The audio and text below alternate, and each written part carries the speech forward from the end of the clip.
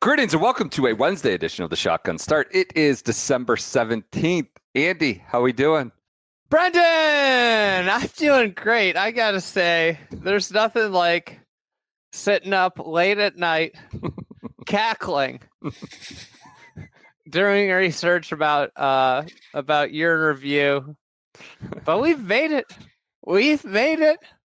The main event is here. It's not the Masters.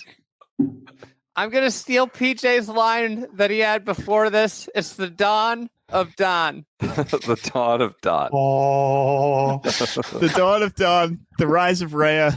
Here we are. There's a world before we knew who Don Rea was, and that was precisely Wednesday of PGA week, whatever that was, May 15th, I'll say. And then there's the world after, and that's the big line of demarcation. We did know who he was. I clearly couldn't pick him out of a lineup.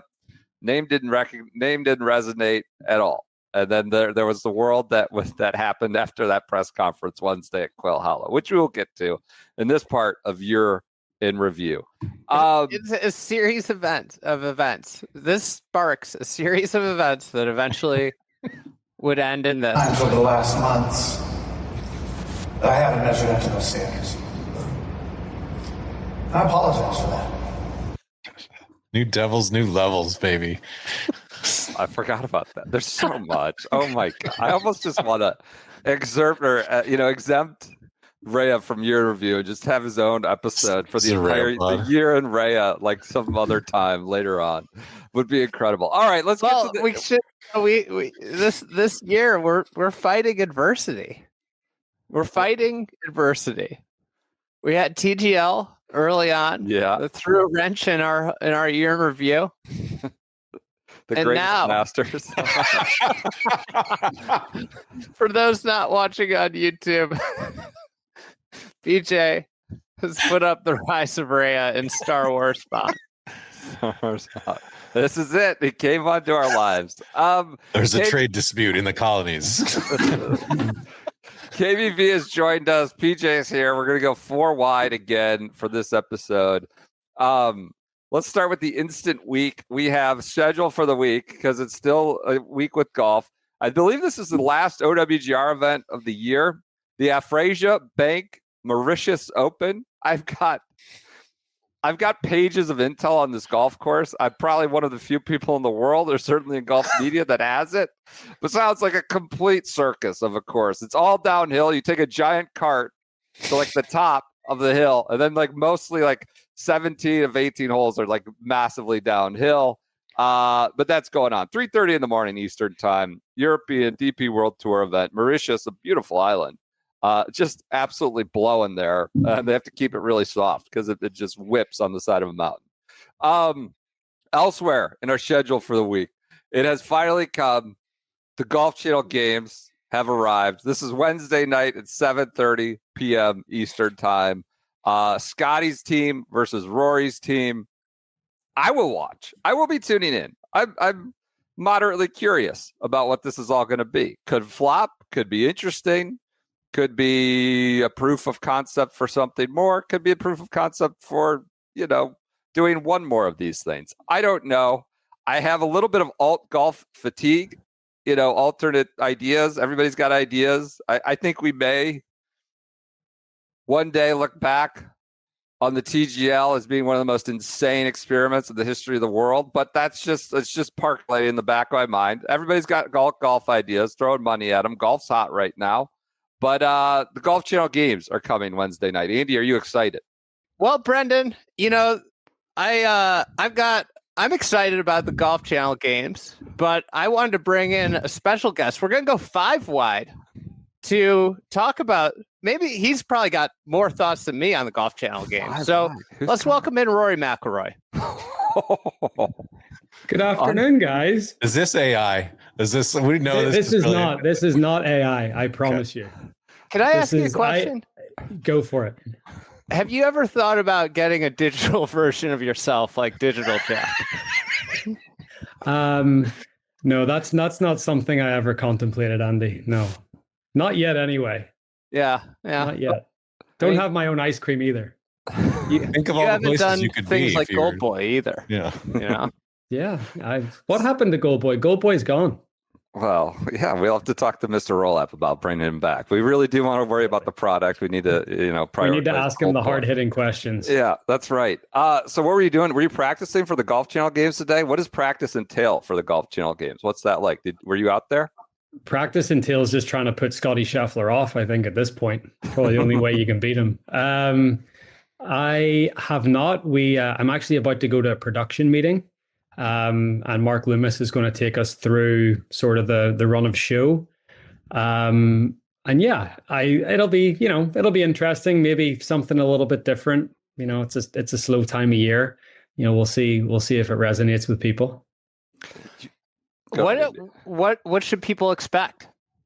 I think there's a lot of time challenges, so this is something that you guys are gonna, I think you guys enjoyed the shot clock and TGL, so trying to bring that back a little bit.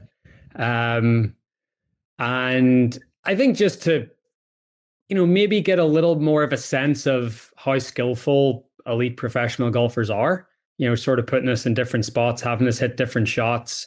And I think as well, it's going to be fun. You're going to have Smiley on the broadcast, Fax, Keith Mitchell as well, who I think is always pretty good value, Johnson Wagner.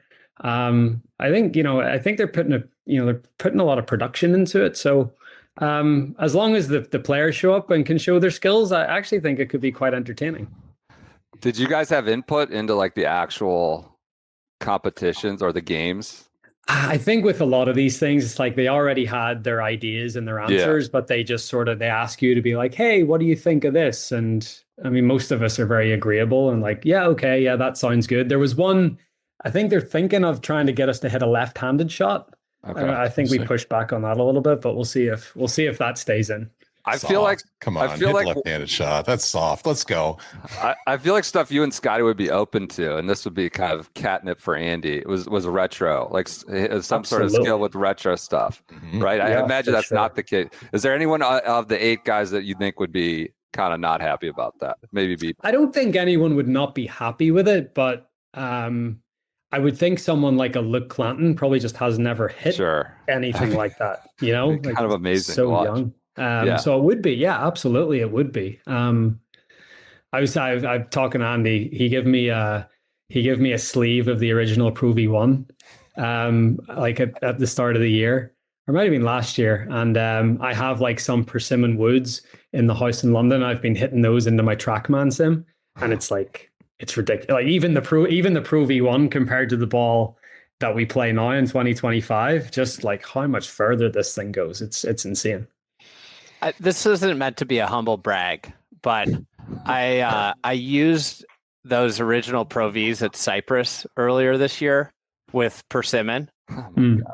Or not persimmon. It was like retro clubs. I had a PT3 wood. Okay. And the thing that I noticed, I hit on 16, I hit the PT3 wood, and it was like the wind was in off the left, and I hit it really good 2 times in a row, and it hit the rock wall. The wind, it couldn't handle the wind. Yeah. Then I dropped a brand new Pro V1, and the thing was like a missile.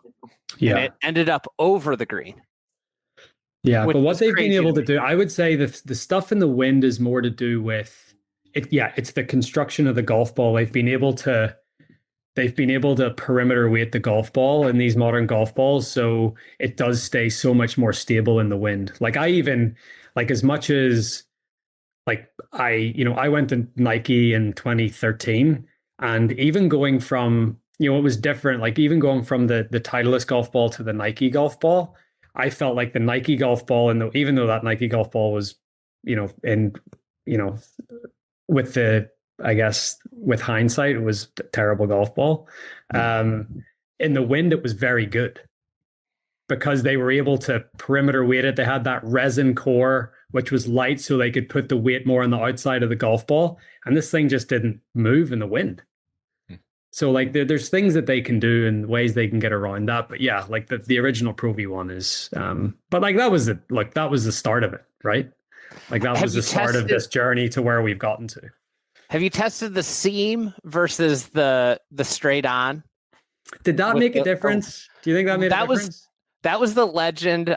Next time you're there, I want clarification with the TrackMan. I guess I could do this with my rep. Do you think it's more to do with if you hit it in the seam, it didn't spin as much? That was the idea. Was that if you would tee the driver with the seam facing your target, yeah, and then on par threes you'd switch it and you'd hit with the Titleist facing the club face.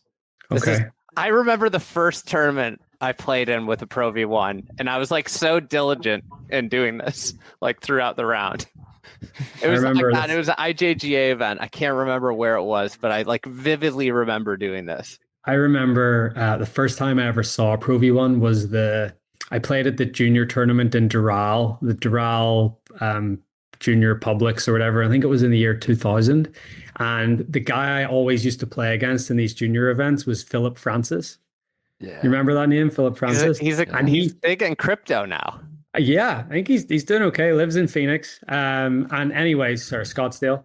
And he pulled this white sleeve of balls out of his bag. And I was like, I thought I'd just seen I don't know. It was like the coolest thing I'd ever seen. This white sleeve of prototype golf balls that I'd never seen before. And I was like, I have no chance against this guy. How am I going to beat him? But that was the first time I ever saw the Pro V1. You probably can't share too much, but people are on the record with Adam Schupak about playing the rollback ball or the proposed rollback ball. I assume you've at least tried it while we're on Equipment Corner here. Yeah. Any insights you can share, or just mostly things you have to stay mum about? No, I'm an open book with this stuff.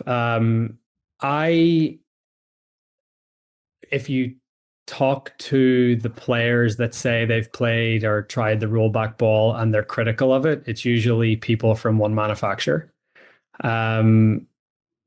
If you talk to others, I have a very good friend in Shane Lowry that plays a certain brand of golf ball, and he noticed no difference at all. And I think that's where I think we're frustrated as players and as an industry as well, because I think the lead time that these equipment companies have been given to figure it out, by the time we play this ball in 2028, there's not going to be a difference, or the difference is going to be so marginal that it's not going to make a difference. So that's the hard thing. It's like there's ways that it's very hard for the governing bodies and the equipment regulators to stay ahead of the equipment manufacturers, because the equipment manufacturers have more money to do R&D and test and get around the regulations. So that's where, that's when you got to start looking at, do you limit the size of the club head?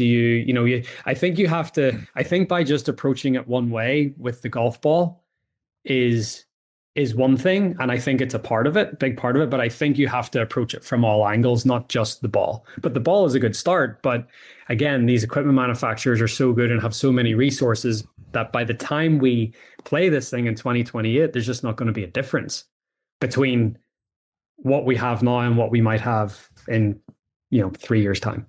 The long history of equipment regulation in golf, going back to John Lowe, has always proven that by the time the regulation gets put in place, the manufacturers effectively figure it out.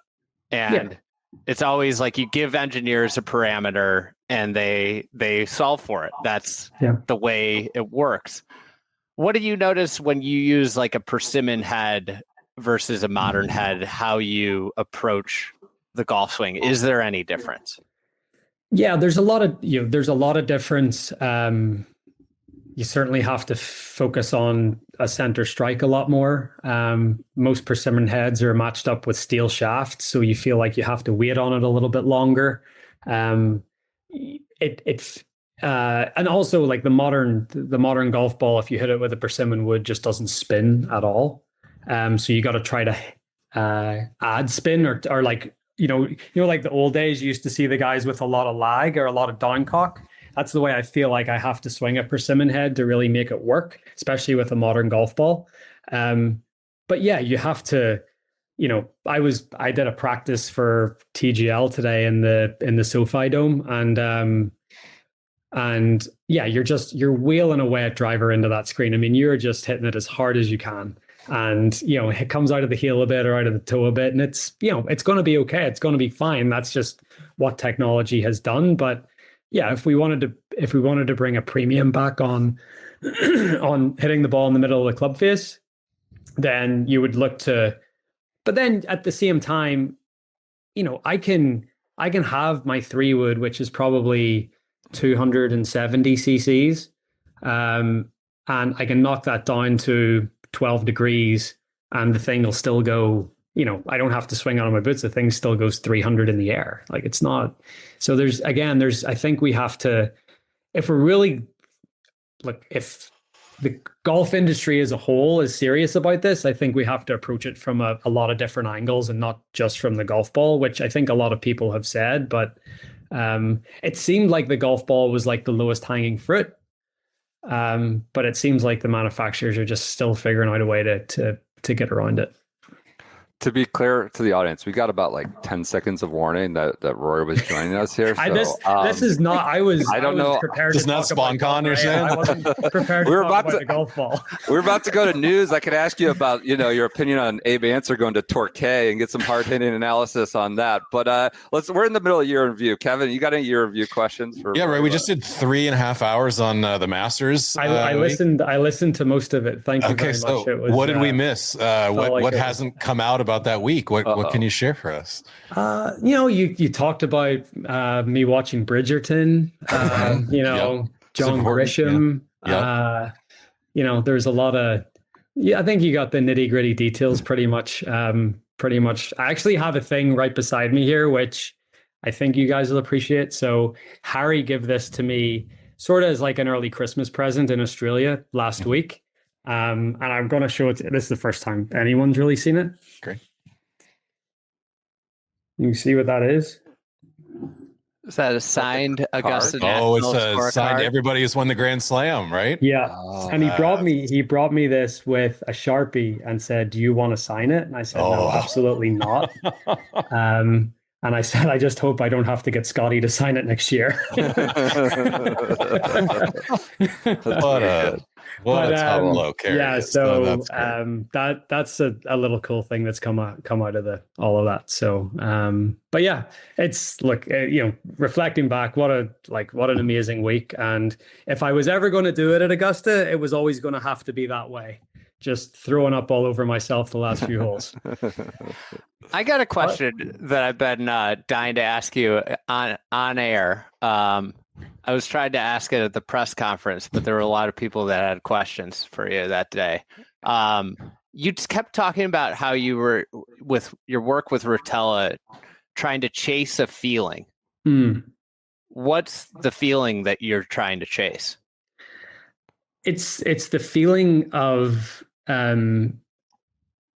sort of like that childlike joy and enthusiasm when, I think back to my early days when I just, I wasn't one for school. So I just, the last couple of classes in school, and I'm just thinking about getting out and going up to Hollywood Golf Club and, playing until it's dark, and like just that joy and enthusiasm. And,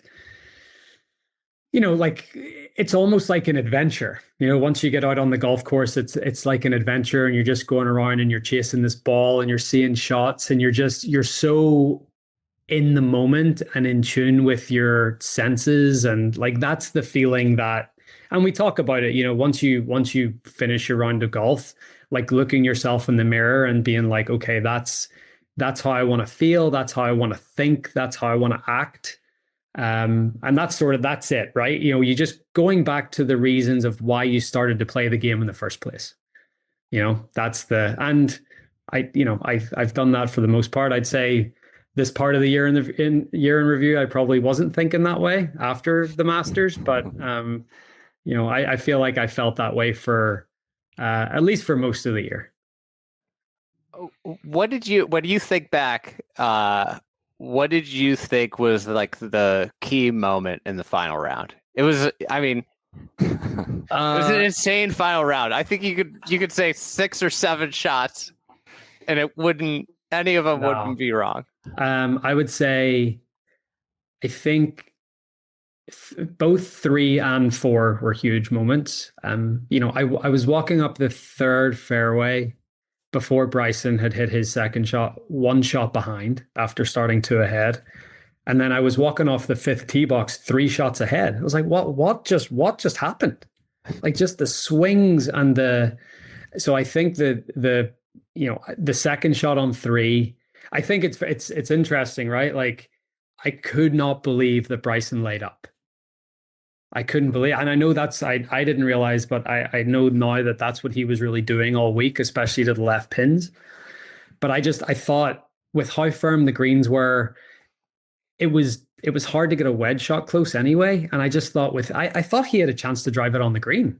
I didn't think I could quite get there, but I felt like he had a chance to, he just got 1 ahead. I felt like even though it was early in the round, if he were to take driver out there and hit it on the green, it really is like taking the tournament by the scruff of the neck. I was just so surprised that he hit iron. And I felt like that he 3 putts and I end up making a 3. And I just thought that was such a huge moment that I hit that good shot into 4 and make the putt. It was just, if I don't have those 2 holes after such a rough start, I probably don't go on to win.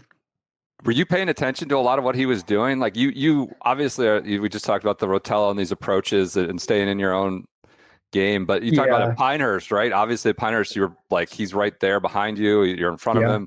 Then you're talking about watching him at 3. Did you start the day thinking it's kind of, I want to pay attention to how he's operating? I felt like that was going to be the toughest thing I would have to deal with that day was Bryson himself, and just the way we were polar opposites in terms of how we approach the game.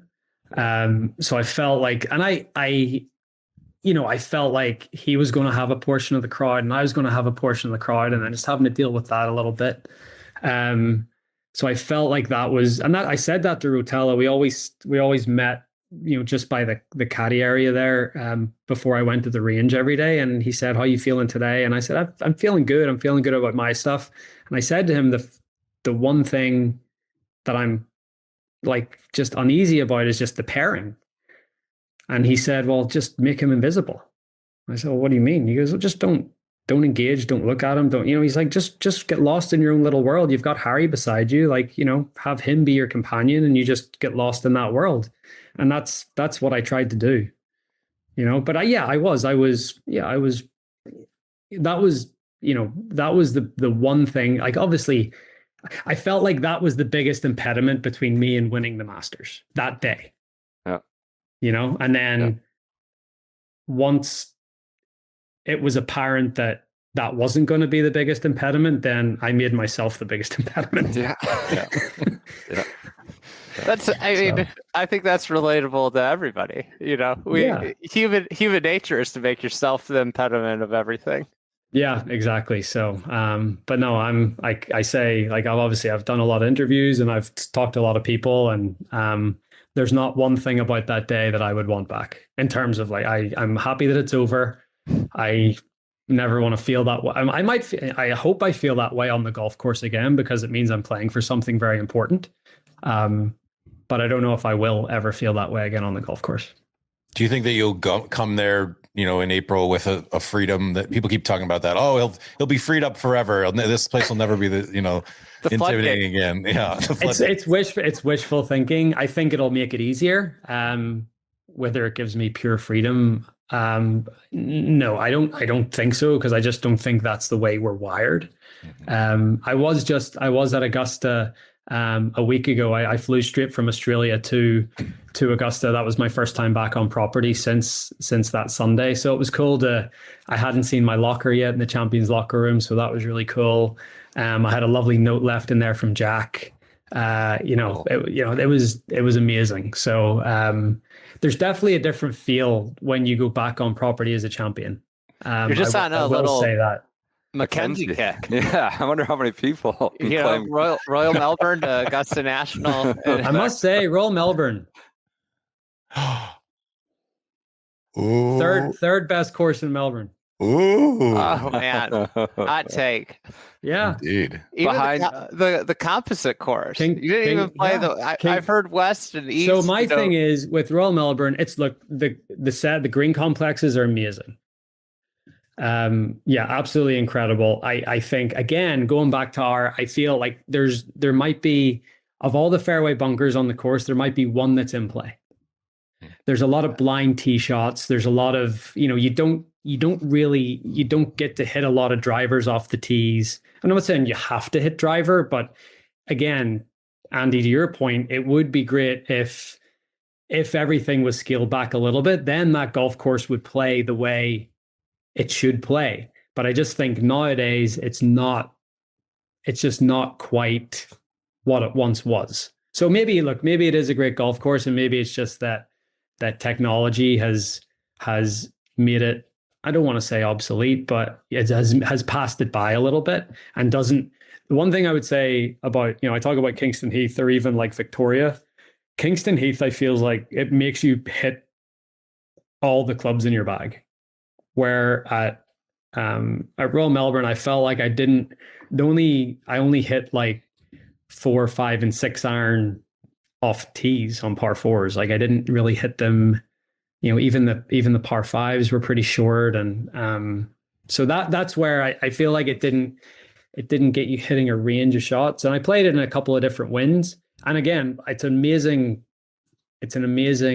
set of greens and like the surrounds and the bunkering and all that. But from tee to green, from tee to until you reach the green, I felt like, I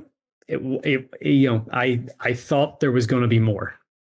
So not to offend Royal Melbourne members, but sorry. Hey, you know what? Golf course opinions make the world go around, and that's the beauty. It's like some people think certain restaurants are better than others, certain bands are better than others, and it's all personal taste. It's funny, the first note on the PGA Championship week is that you committed that this week, where we are in your interview, to doing the next 2 Australian Opens. So back from 1. I know Peach. I committed to doing the next 2 Australian Opens before I won the Masters. I wish I had committed to it after I won the Masters. While we have you here, Speaking of commitments, I was going to ask you this in the presser on Monday after we won the Players, but I was too afraid that some serious golf journalist was going to kill me if I did. So I'll get it out of the way now. Have you maybe reconsidered your stance on the Champions Tour, or Ernie coming out and popping you a little bit that week? Any opportunity to fire back? I forgot about Ernie coming out and popping me. I have a great relationship with Ernie. I still don't see myself playing the Champions Tour. I'm very fortunate that I'm in 3 of the 4 major championships until at least the Masters until to get the letter. Whoever the powers that be tell me to not play anymore. But I don't want to, and then the PGA Championship and the Open Championship until 60, I think. But I've always, I not that I'm going to do this, but I always loved how Pete Sampras finished his career. I love tennis. I loved how Pete Sampras won the US Open, took a little bit of time, didn't really know what he was going to do, and then made an announcement a month later and said, I'm done. And you really haven't heard from him since. Like, he's literally disappeared, and I have so much respect for that. So much respect for that. So, like, if the time came when I was in my 40s and something like that happened, I would consider doing that. Yeah, because I want my last memory of professional golf to be a great one. Peach, that's just the way I'm wired. That sounds like a no for the region's tradition. So if I win the Colligard Classic, PJ, I might write my retirement note the next week. Well, I'm just saying, you've done a lot in golf. There are things you haven't done. You haven't walked through an inflatable colon at Phoenix Country Club. You haven't done a lot. Speaking of things you haven't done, how are the Ballfrogs getting a win in the SoFi Dome? Well, we have a new member of the team who I practiced with this morning, Michael So we've got some fresh breaking blood. moose. Yeah, I'm breaking some I got to go find that graphic. It's fine. It's all good. Yeah, it's fine. So we have some fresh blood. I think that could make the difference. So we've Did got somebody get the boot, or is this just no? It's okay. Hideki and Adam are world travelers. Hideki is he'll be in Japan, and Adam will be in Australia, I think, for the first game that we play on January 2nd. So Michael has come in, and it's going to be Michael, Keegan, and myself, and we're feeling pretty good. Okay. I didn't want there to be like lingering Ryder Cup beef between you and Keegan. That he would observe. There might have been for like a week or two afterwards, but we've gotten past that. Is there going to be all Channel Games beef between you and Keegan? I think that's between Keegan and Luke.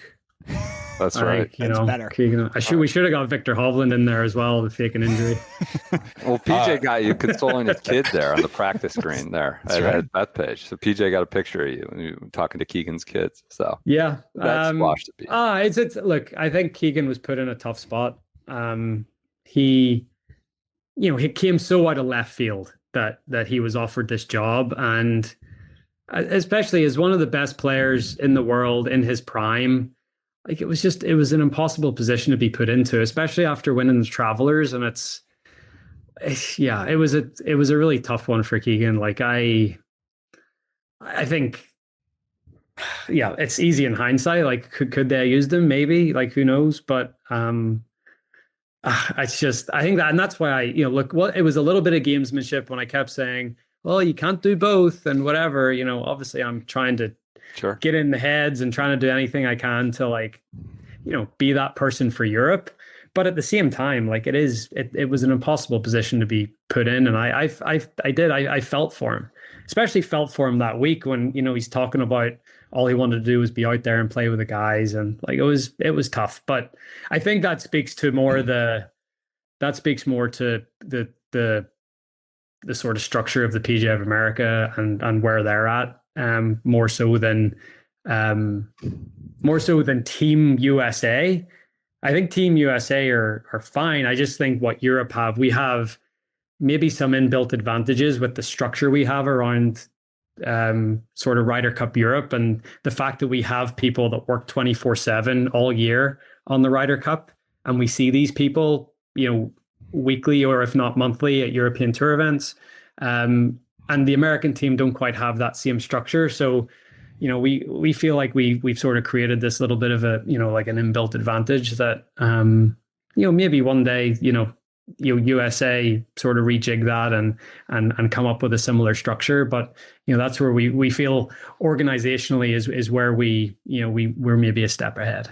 So you don't have people practicing karaoke. Is that what you're talking about? We're about to get to some of this organizational structure of PGA of America here in a minute with Quail Hollow. I mean, he and Shane practiced karaoke at the Zurich. That's true. No. Are you talking about the Lose Yourself karaoke? Yes. Maybe a reference. I don't think that was practice. I think he was already prepared for that. He'd already practiced. That was prepared.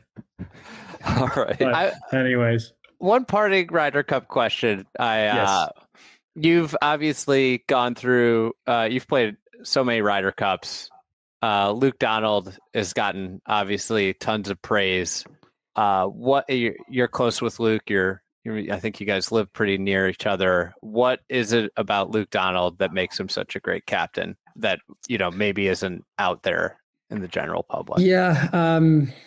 Attention to detail is a big thing, and not the shampoo in the hotel room or the blocking the light in the doors. Like that is a part of it. And it wasn't just the big crap. It wasn't just the bedding. I mean, he changed the mattresses too. Like it wasn't just the sheets. Like he changed the mattresses and he. So I've never been to the Garden City Hotel. Is the Garden City Hotel not all that it's made out to be? No, it's a nice hotel, but there was some things that could be improved upon, just like anything. I love to imagine the GM's phone just blowing up that Sunday night about what shitty beds they had and such. But back to Luke. He's anyway. So attention to detail, and I think he just does a really good job of relying on the analytics and the stats, but then also getting a feel for where for where we're at in terms of personalities, and like, Tommy and my games match really well for foursomes, and then we get along really well as well. So that's easy. Like you wouldn't say, like Shane and our games wouldn't match up that well, but obviously we're so close that I think in four ball, you can sort of throw people out with whoever, and it doesn't make a huge difference.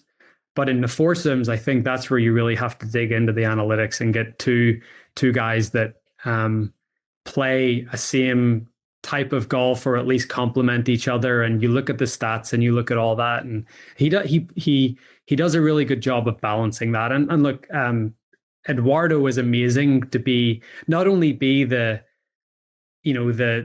stats guru, but actually have him be a part of the team and be a team or a vice captain, I think is a big part of it as well. So I would say this, like Luke relies on Eduardo a lot for a lot of that stuff. And he also, he surrounded himself with a lot of great experienced people. He's very quick to praise the people around him. So, Paul McGinley was a part of the sort of consultation team, and he did a great job at the Ryder Cup in 2014.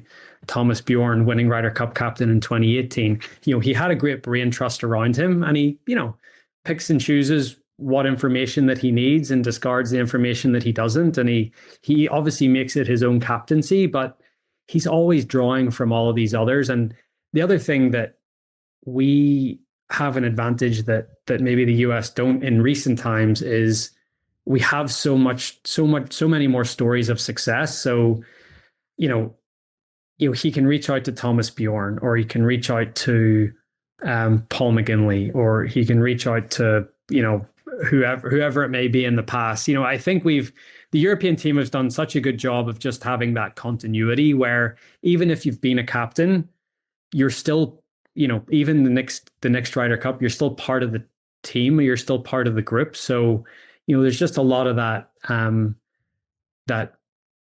accumulated knowledge and accumulated experience over the years that sort of goes into it. But so I feel like we have a great blueprint. McGinley would call it a great blueprint and a great structure. The captain is sort of just the figurehead of that entire structure, and then they put their own mark on what it is. But yeah, if I had to pinpoint one thing that Luke did really well, he doesn't, the other thing. So his attention to detail, but then he doesn't say a lot, right? He's a pretty quiet guy. So then when he does say something in the team room, people sit up and listen, because it's like, okay, it's very impactful.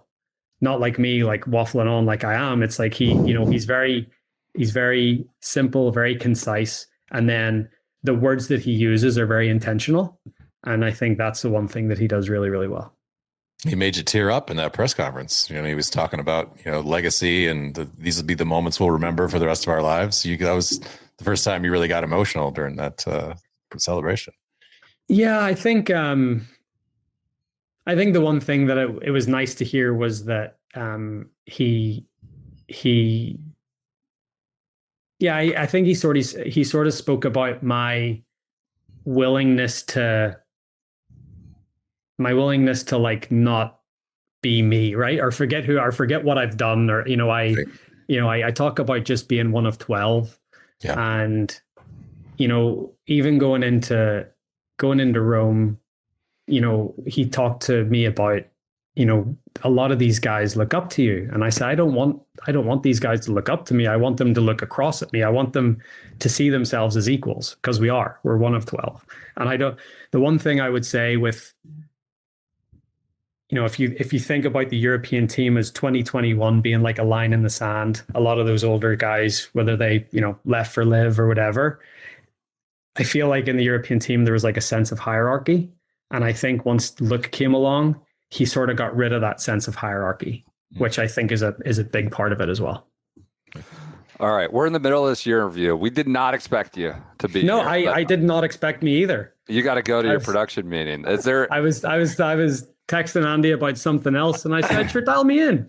Is there anything from your personal year review? We've touched on the Masters, Ryder Cup. We'll get you out of here. That like that maybe is underrated or we haven't seen or was particularly enjoyable, amusing, something in your own year in review outside of the high points that we thought? Yeah, I would say like the one thing you're probably not going to touch on because this is a PGA Tour year in review is the Irish Open for me. Was probably like a high point for myself. That was, going back to, it wasn't the first time going back to Ireland, as Masters champion, but I think just I'm Northern Irish, and sometimes the relationship that I've had with the whole of the country has been a little complicated at times, and I felt like that was just such an amazing.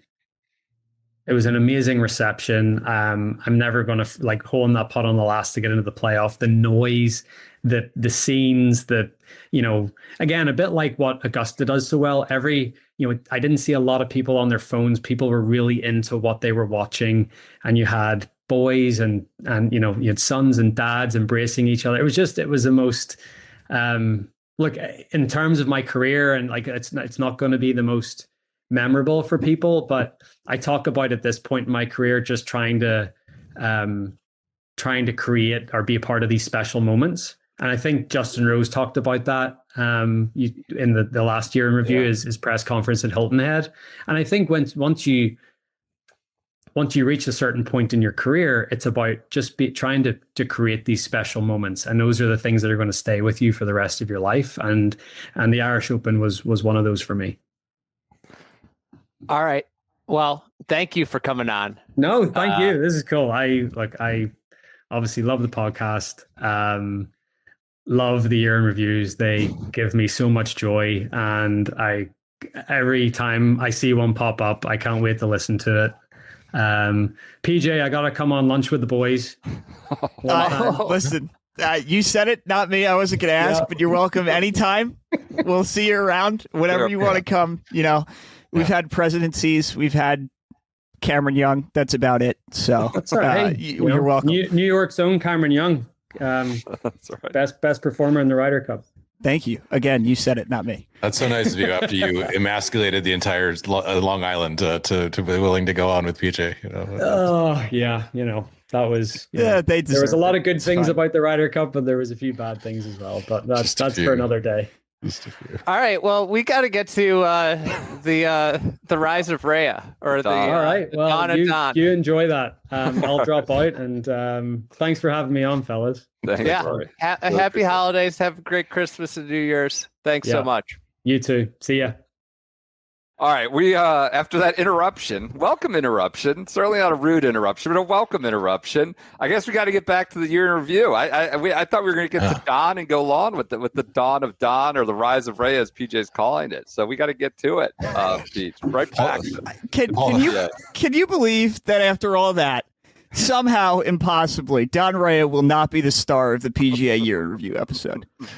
I think this is terrible. Disrespectful. I think it's terrible. Rory. I think it is absolutely upstaging the man's moment that he has earned.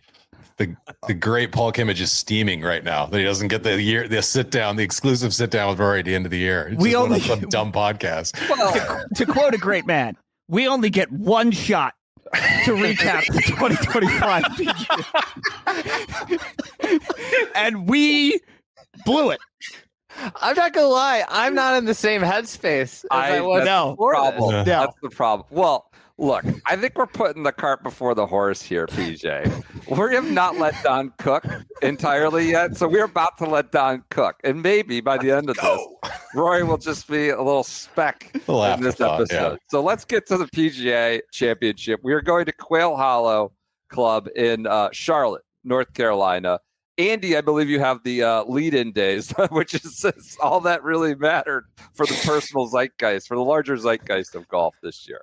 My question, usually you draw these lead-in days at for majors, and this is the slow part. This is the main story here. This is the main event.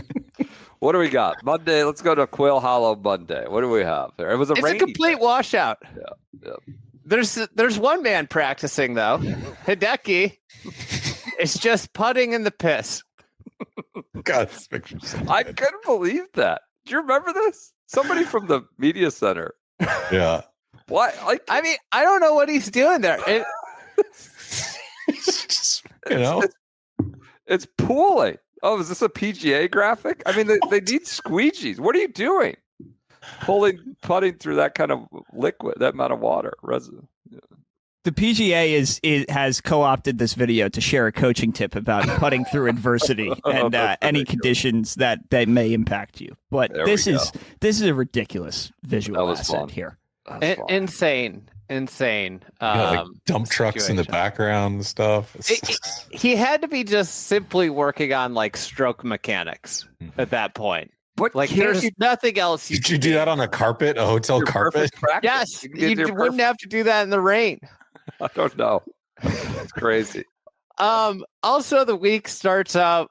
This was an rough early week for the city of Charlotte for Quail Hollow, but our friend in the media space, Tron Carter, has just absolutely offended all of Charlotte. This is big. This was the lead in the Charlotte Observer, which I believe is their like main paper. It reads, Charlotte has a lot of apologizing to do, at least according to professional golf podcaster Todd Schuster, who, were you to listen to the Trap Drop podcast posted on Instagram the other day, is in the unfortunate position of needing to come to the Queen City this week for the PGA tournament. So that's going on. Tron also, is doing his usual of stoking kind of fire on the flame on social media. He finds a LinkedIn post from Ted Williams, who posts with like a little red dot that says "viral golf attack" all in caps. Popular golf podcast named Trap Draw absolutely roast Charlotte in a clip that has now generated 200,000 views. Tron's quote is, "The people of Charlotte should just apologize in general. It's a bunch of mid-level junior bankers. I've never had a good meal in Charlotte. I don't think there's a good non-chain restaurant. It's the most vanilla bland city. The fake Queen City moniker pisses me off. What's the culture of Charlotte? NASCAR? It's Diet Atlanta. It's a Diet Atlanta. So this then kicks to Ted Williams, not the splendid the famous baseball player. I believe he's that we're aware of. I mean, could be. They did freeze his head and potentially reanimate him later. He said, "WTF? I've got fancy media credentials for the tourney. So if I see these podcasters in the media tent near hole 18, I may get into a heated debate. I hope Tiny Money readers will have my back." That's, his media outlet. Background: as the PGA Championship sets to tee off at Quail Hollow, golf media has started to focus on our city. This clip has been flying around the group chats of Charlotte golfers, bankers, and internet people. It takes a nice moment to also pump his newsletter, Tiny Money. You tweeted back to Tron at this point just a picture of a junior banker that looked just like the guy. So just a humorous exchange. The war on Atlanta and Quail Hollow is really the story of the early week. The rain delay. The story of the early week to this point. Good point. Early week, we're getting nothing out of this week. Yeah, it was slow. Yeah, it was really slow. We got a TikTok video. I don't know who posted this of Patrick Reed driving to the course. Do you have that, PJ?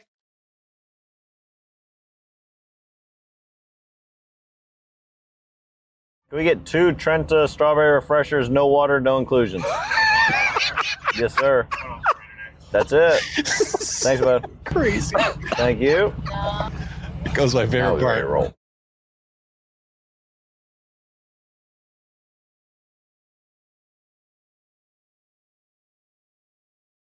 The snap kills me every time. Every time. I love it. What's an inclusion? What does this mean? What is this language? Like, no, the little dried up strawberries or whatever. Oh, okay. Just requesting like pink water. Yeah, I think pink sugar basically water. what it is. Yeah. essentially. Trenta. That's the big boy. That's off menu. All right. God. So we get that, and the other big thing is Donald Trump brings up Sam Snead, which KVV, you wonder if this moniker is maybe how Sam Snead got to 82 wins on the PGA Tour. But let's dig into Trump on that Sam. luxury jet as a personal gift to you. Why not leave it behind? You're ABC fake news, right? Why It's not? only ABC. Well, a few of you would. Let me tell you, you should be embarrassed asking that question. They're giving us a free jet. I could say, no, don't give us. I want to pay you $1 billion or 400 million or whatever it is. Or I could say, thank you very much. You know, there was an old golfer named Sam Snead. Did you ever hear him? He won 82 tournaments. He was a great golfer. And he had a motto: when they give you a putt, you say, thank you very much. You pick up your ball and you walk to the next hole. A lot of people are stupid. They say, no, I insist on putting it. And then they putt it and they miss it. And their partner gets angry at them. You know what? Remember that, Sam Snead. When they give you a putt, you pick it up and you walk to the next hole and you say, thank you very much. Respectfully, This is why Sam Snead won 82 tournaments. Apparently, he didn't have to putt any of his little gimmies. He just, it's a 4-ball with the farmers from the local Bing Crosby. See, let's just pick it up. Let's go. I think Trump kind of stuck the landing on that one. I was buying what he was selling there. I don't know about the ethical complications of accepting the jet and all that, but that analogy was flowing for me. I believe there's no evidence that Snead actually said this. But yeah, right. Sure. Snead scholars were like, no, he did not say this. Sure. Well, while we're here, so Trump is going to Saudi Arabia this week, and he's and the jet that he got gifted was from Qatar. That's right. And Eamon reported, and this was going to be later on Tuesday. We're on to Tuesday anyways. Sure. The president is going to Saudi Arabia to tell, this is Eamon's writing in Golf Week. The president is going to Saudi Arabia to tell its autocratic leader, Mohammed bin Salman, that any deal between the tour and the kingdom's public investment fund will be on the tour's preferred terms, and those terms will not include a long-term future for LIV. Tiger Woods, a director on the tour's policy board and around whom Trump is reduced to a fawning fanboy, was dispatched to the White House late last week to ensure the president would be on message in Riyadh. So there you go. That's what's going on. Golf at the forefront of an international trip, diplomatic trip. Yeah. We've got nothing else to talk about in Saudi Arabia. I just like it that Liv did all this like sucking up to Trump, and then he just completely kneecapped them. Like when it came to negotiations, like, no, I'm not a fan of your format. Like I don't care at all. Like you're done. So guess what happened on Tuesday? What? The long drive contest. What happened on Tuesday? It rained more. That's right. It wasn't good. There's a rain delay. There's just like pooling everywhere, like rivers running down the fairways. It's a disaster. And like nobody could get any prep in. But thankfully, everybody has seen the golf course. And most people are saying it's completely the same. We already talked about Rory committing to the next 2 Aussie Opens. DJ got a last minute invite. I didn't send PJ the video. I didn't want to overload him here. But DJ got a last minute invite to this PGA, and all early in the week he was posting these like workout vlogs. Oh my God, I remember this. Of him to music, and he's like that's like what's on his social page. Just humorous. That exemption was just for like reasons. He was not. It's like kind of like the Ricky one. But go ahead. Sorry. So let's get to the golf course discourse. The star piece of the week was Gabby Herzig on Quail Hollow. Oh, I forgot. And she got an amazing, one of the greatest quotes from Hunter Mahan about a golf course that's ever been done. I guess I would say Quail Hollow is like a Kardashian. It's very modern, beautiful, and well kept. but it lacks soul or character. I would personally add that both of them have had a lot of plastic surgery. Shackelford in his newsletter just absolutely nuked Fazio, talking about how he, he's the plastic surgeon in this case, who's removed, sucked every bit of soul away from what used to be a wonderful walk in the park. JT adds in, I feel like a place like this, where it doesn't necessarily require a lot of thought or strategy off the tee. It's generally pulling out driver, and I just need to hit this as far and straight as possible. Scottie. Yeah, I would say there's certain golf courses on tour that there's really a big strategy component to it. You think of a course like Hilton Head, where each time you step on the tee box, there's a thought into what club you're going to hit just based on the wind direction and pin placement and stuff like that. On this golf course, with it being so big, it's just a little bit easier to just step on the tee box. Pretty much every hole is a driver. Outside of that, off the tee, there's not really a bunch of strategy stuff you can do. He went on to say there's strategy hitting shots into the green because it depends on what side it's on. Basically like realizing where he went and like backing the truck up a little bit. Rory also on Wednesday, I'll just get to it here. Sorry, I got to get through all the Don stuff. I should have aggregated this up, but I did it Monday, Tuesday, Wednesday. He said, I thought it was going to feel different just because it was a major championship. And I got out on the golf course yesterday, and it felt no different than last year at Wells Fargo. The rough is maybe just a little juicier, but the fairways are still the same cut lines and visuals. It doesn't feel that much different. What an endorsement. Let's get back to the course discourse. Real quick, I'll move this to the back, actually. Everyone begins to predict Bomber's Paradise and a Rory and Bryson route. That is the discourse. Yeah. BP wrote in the newsletter, a continuation of Bryson versus Rory major tussle seems almost expected this week and would further build momentum for pro golf in the post-Tiger Woods era. Even if you doubt his sincerity, Bryson has become amusingly charming over the last couple of years and is a credit to the pro golf entertainment product. Both he and Rory will have their vocal fan bases bouncing around Quail. It's a continued dynamic that's a massive credit for these majors and majors only. So anyways, that's kind of like the discourse. It's going to be a Bomber's Paradise. Scottie, Rory, and Xander get paired together. It's like the super group 1, 2, 3 in the world. I decide that Quail Hollow, I did not see this on my bingo card, that the discourse has gone too far. I was going to say, I hope you give yourself credit for being the White Knight, because you came in trying to save this thing hard. I got texts, normally the Quail Hollow, the people that love Quail Hollow, they have been in my grill about my commentary about Quail Hollow. So many text messages over the years about like, you got to take it easy. It's way better than you're saying it is. This day, I got texts from multiple Quail Hollow defenders saying, thank you for this. And what I did was I tweeted out a ranking of the 10 last PGA sites. And what they were saying thank you about was Quail Hollow got rated 6 out of 10.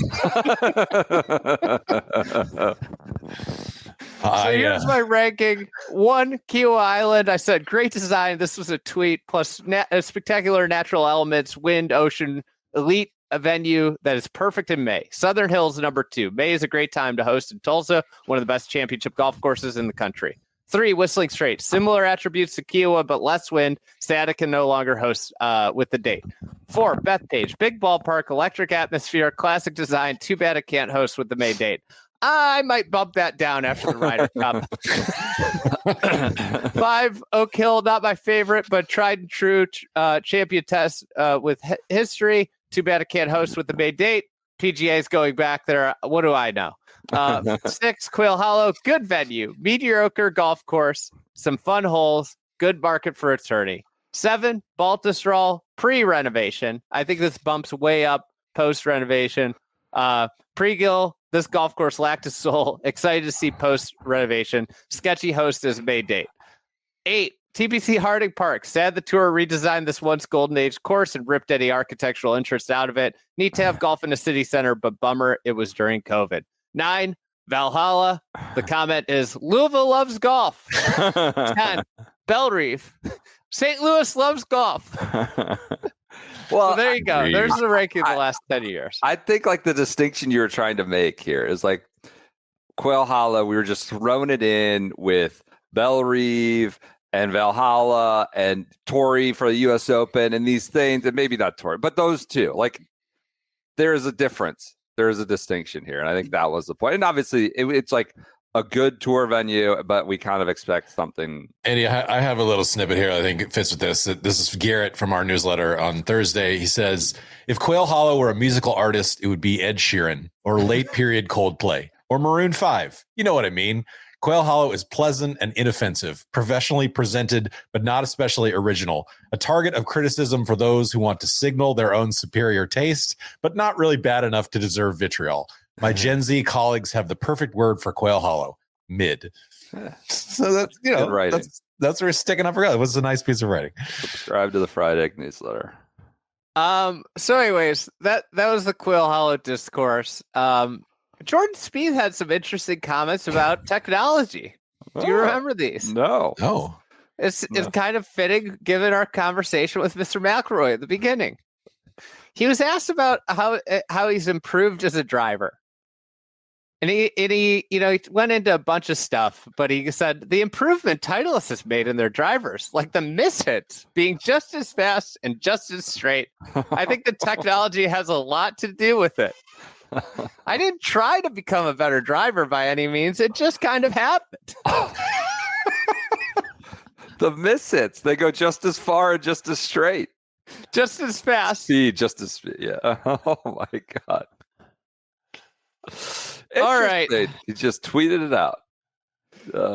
Now Tuesday, let's get to the main event that we didn't know was the main event. This is how I started my Tuesday. It was an early morning wake up. I literally turned on the press conferences on Tuesday morning because I wasn't there.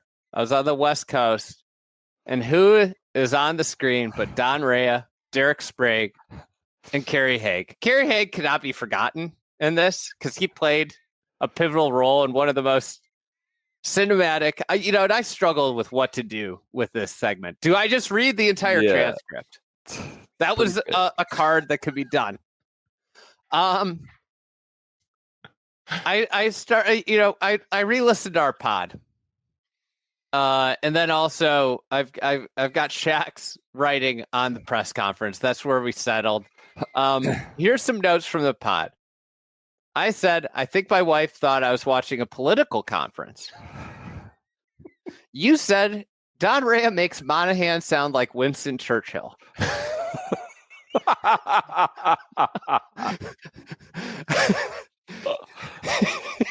You then compared him to a 6-man, the microwave man. He came in to get his shots up. Vinny Johnson.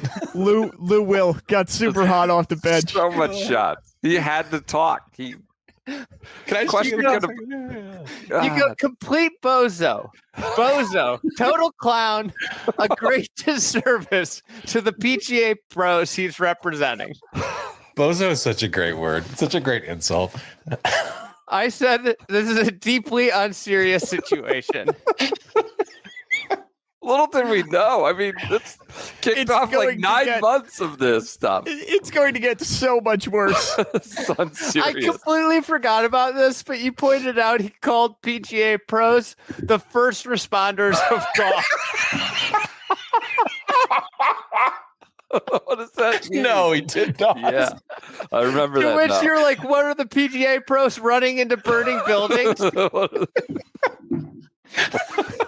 There's someone on the first tee who's not showering the club. Get out there now. Get a team. Let's go. They're cupping their wrist at the top.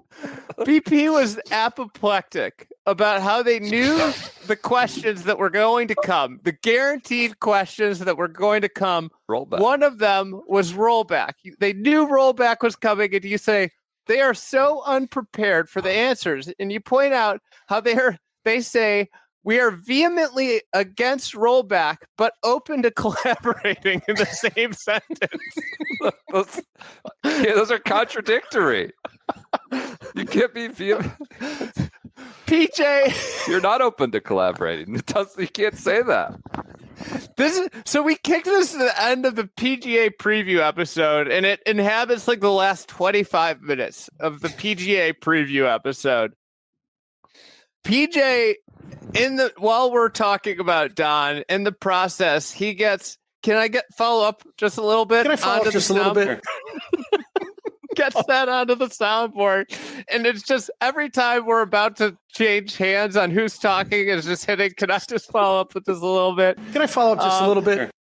I mean, if I recall, like there was absolutely no need for him to just like lard his own thoughts on. It was like a totally non sequitur question to Sprague or Kerry Haigh, and he just had to get his shots up. And he like moves into the camera shot. He like makes a move towards the microphone. It's just like, hey, taps him on the shoulder. Can I just get in here, Derek? God. They didn't understand when someone asked them about the tour buying the Ryder Cup and PGA Championship. It led to like a complete nonsensical answer. And it yielded that like Rea pointing out that he's also the president of Rory McIlroy and Scottie Scheffler and everything. Yeah. Was that, we talk to our members all the time, but who also is members? Not Bryson. Notably not Bryson. Bryson, yeah, that's right.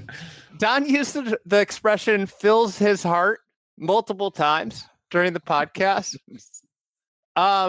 Somebody asked Don for his vision of what should happen with equipment. And his response was, I just want golf to win.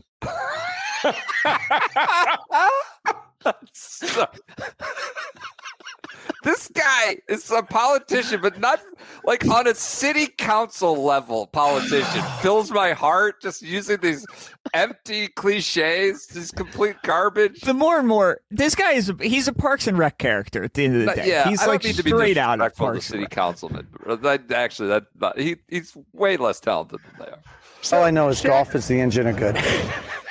I just want golf to win. Shaq, I'll get to Shaq's newsletter, which is incredible.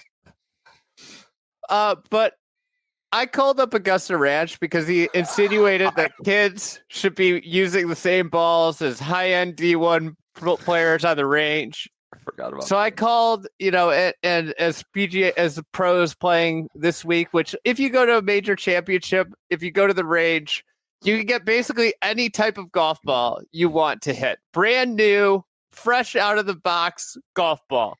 So I called up Augusta Ranch, and I found that they have just standard Callaway practice balls. Shaq looked at a Google review that also pointed out that a Google review commented about how they have trouble keeping range balls off a certain hole. To which Shaq said, wouldn't it be nice if the golf ball went a little bit shorter and you didn't have range balls flying onto one of your golf holes at your golf course that you manage? That was inspired. Andy, we were about to record on our preview episode, and I think you were waiting for me. I was late, as is often the case, coming in. You're like, you and PJ are sitting around, you know what? I'm going to call Augusta Ranch. And you're like, what kind of range balls do you have? Are those available today? And like, you were just doing some reporting. We've since gotten many pictures from Augusta Ranch, and people have visited. And I don't know that they're reduced flight, but certainly not what Don proposed they were in his press conference. So Derek Sprague, he gets cover from this, but you point out in the pod, He didn't cover himself in glory, but he looked like a star next to Rea. Sprague gets mad at at a reporter who suggested there might still be tickets available. He kept saying the fairways would be full. How dare you suggest people might still get to come? The fairways will be full. That's The right. last question of the press conference is about the golf ball debate evolving, to which he answers the question and immediately starts talking about the PGA World Alliance. What? So he didn't answer the question at all. He just started talking about the great work of the PGA World Alliance. All right, let's go to Shaq's newsletter here. The first responders of golf. I will never forget incredible. that. Oh, God. The PGA's annual press conference was the first for new CEO Derek Sprague, new president Don Rea Jr., and Haigh. The gathering offered both men a chance to make strong first impressions. Rea overwhelmed the proceedings and at times overshadowed the CEO with oddly contradictory comments. After staged introductory questions and remarks, the press yielded several surreal, revealing exchanges with the assembled press. Regarding the possibility of an investment or a greater PGA Tour stake in PGA of America property, reported last month by The Guardian, Sprague said such a specific discussion has not taken place, while Rea said the two PGAs are in communication daily. In regards to the Ryder Cup and the PGA Championship, we haven't had any specific conversations about investment or sales or any of that, Sprague said. Maybe not at his level, or not at Rea's level. Rea then asked to speak. Don't forget, every PGA Tour member is a member of the PGA of America. So I'm their president too. Why wouldn't we talk to them on a daily basis? We're all trying to grow the game together. God, can you imagine Don going up to Scottie Scheffler and being like, yeah, I'm your president. I just wondering if you had any thoughts for me about buying the Ryder Cup. Sprague was asked about his stance opposing the R&A and USGA decision to change ball testing in 2028. Sprague had previously suggested the PGA was not involved in the process, and it was later revealed by USGA CEO on the No Laying Up podcast, Mike Wan, that Sprague had not read the primary distance report. We're certainly vehemently against golf ball rollback, said Sprague. We've had great conversations with the governing body since that point. We've had several constructive and collaborative meetings, probably a number of times, 3-4 times. Rea asked again if he could follow up. Can I follow up just a little bit? I think we have an obligation to talk to everybody who's involved in golf, the tour, USGA, R&A, all of them. And this is what we're hearing. He said of the anti-rollback calls. We're hearing people are a little worried, and this game is booming. Families are playing together like never before. I'm telling you, if there's one point on this, is that we're leading the most collaborative approach on this discussion that's ever started before that I can remember. I mean, you haven't been a part of any discussion like before this one, Don. Families are playing. What is this? What are we talking about? We're talking about 180 mile per hour ball speed. He's talking about families playing. To suggest that they had no input and this was like foisted upon them at the last minute is obviously, I don't want to get into the whole debate, but they were at the table the whole time. So there's questions about tariffs. And Sprague says he has no official stance on tariffs. A lot of manufacturers were coming up to us asking how it's going to impact consumers. Sprague is on the World Golf Foundation board, the same one that sent one to lobby about tariffs and how that could impact it. Naturally, this is Shaq's writing. Naturally, Rea had to chime in and make the follow up just a little bit? Make the PGA stance even more confusing. I don't know what's going to happen, but I do know you might not see it in a press release. but we call titles. We call TaylorMade. We call Acushnet and Shrexon. Titleist and Acushnet are the same company. We call them all and say, how are you doing? And what's this impact going to be on our golf professionals? What can we do to help? That's what we've always been about. I don't know what's going to happen with the tariffs, but I do know it's bringing us closer to the manufacturers and those who run the golf shops across the nation. Pressed a few more times on PGA's distance stance, Rea was all over the map. There's no real challenges here. I think it's all of us just understanding the impact of any decision that's made is going to affect all 100% of golfers. Whether it's the 1% that play professionally or the 99% that just play recreationally. So then he gets to the range. We already covered that, and that's it. That's it. It's my personal opinion on it. There is no personal opinion. I'm the president of the PGA of America.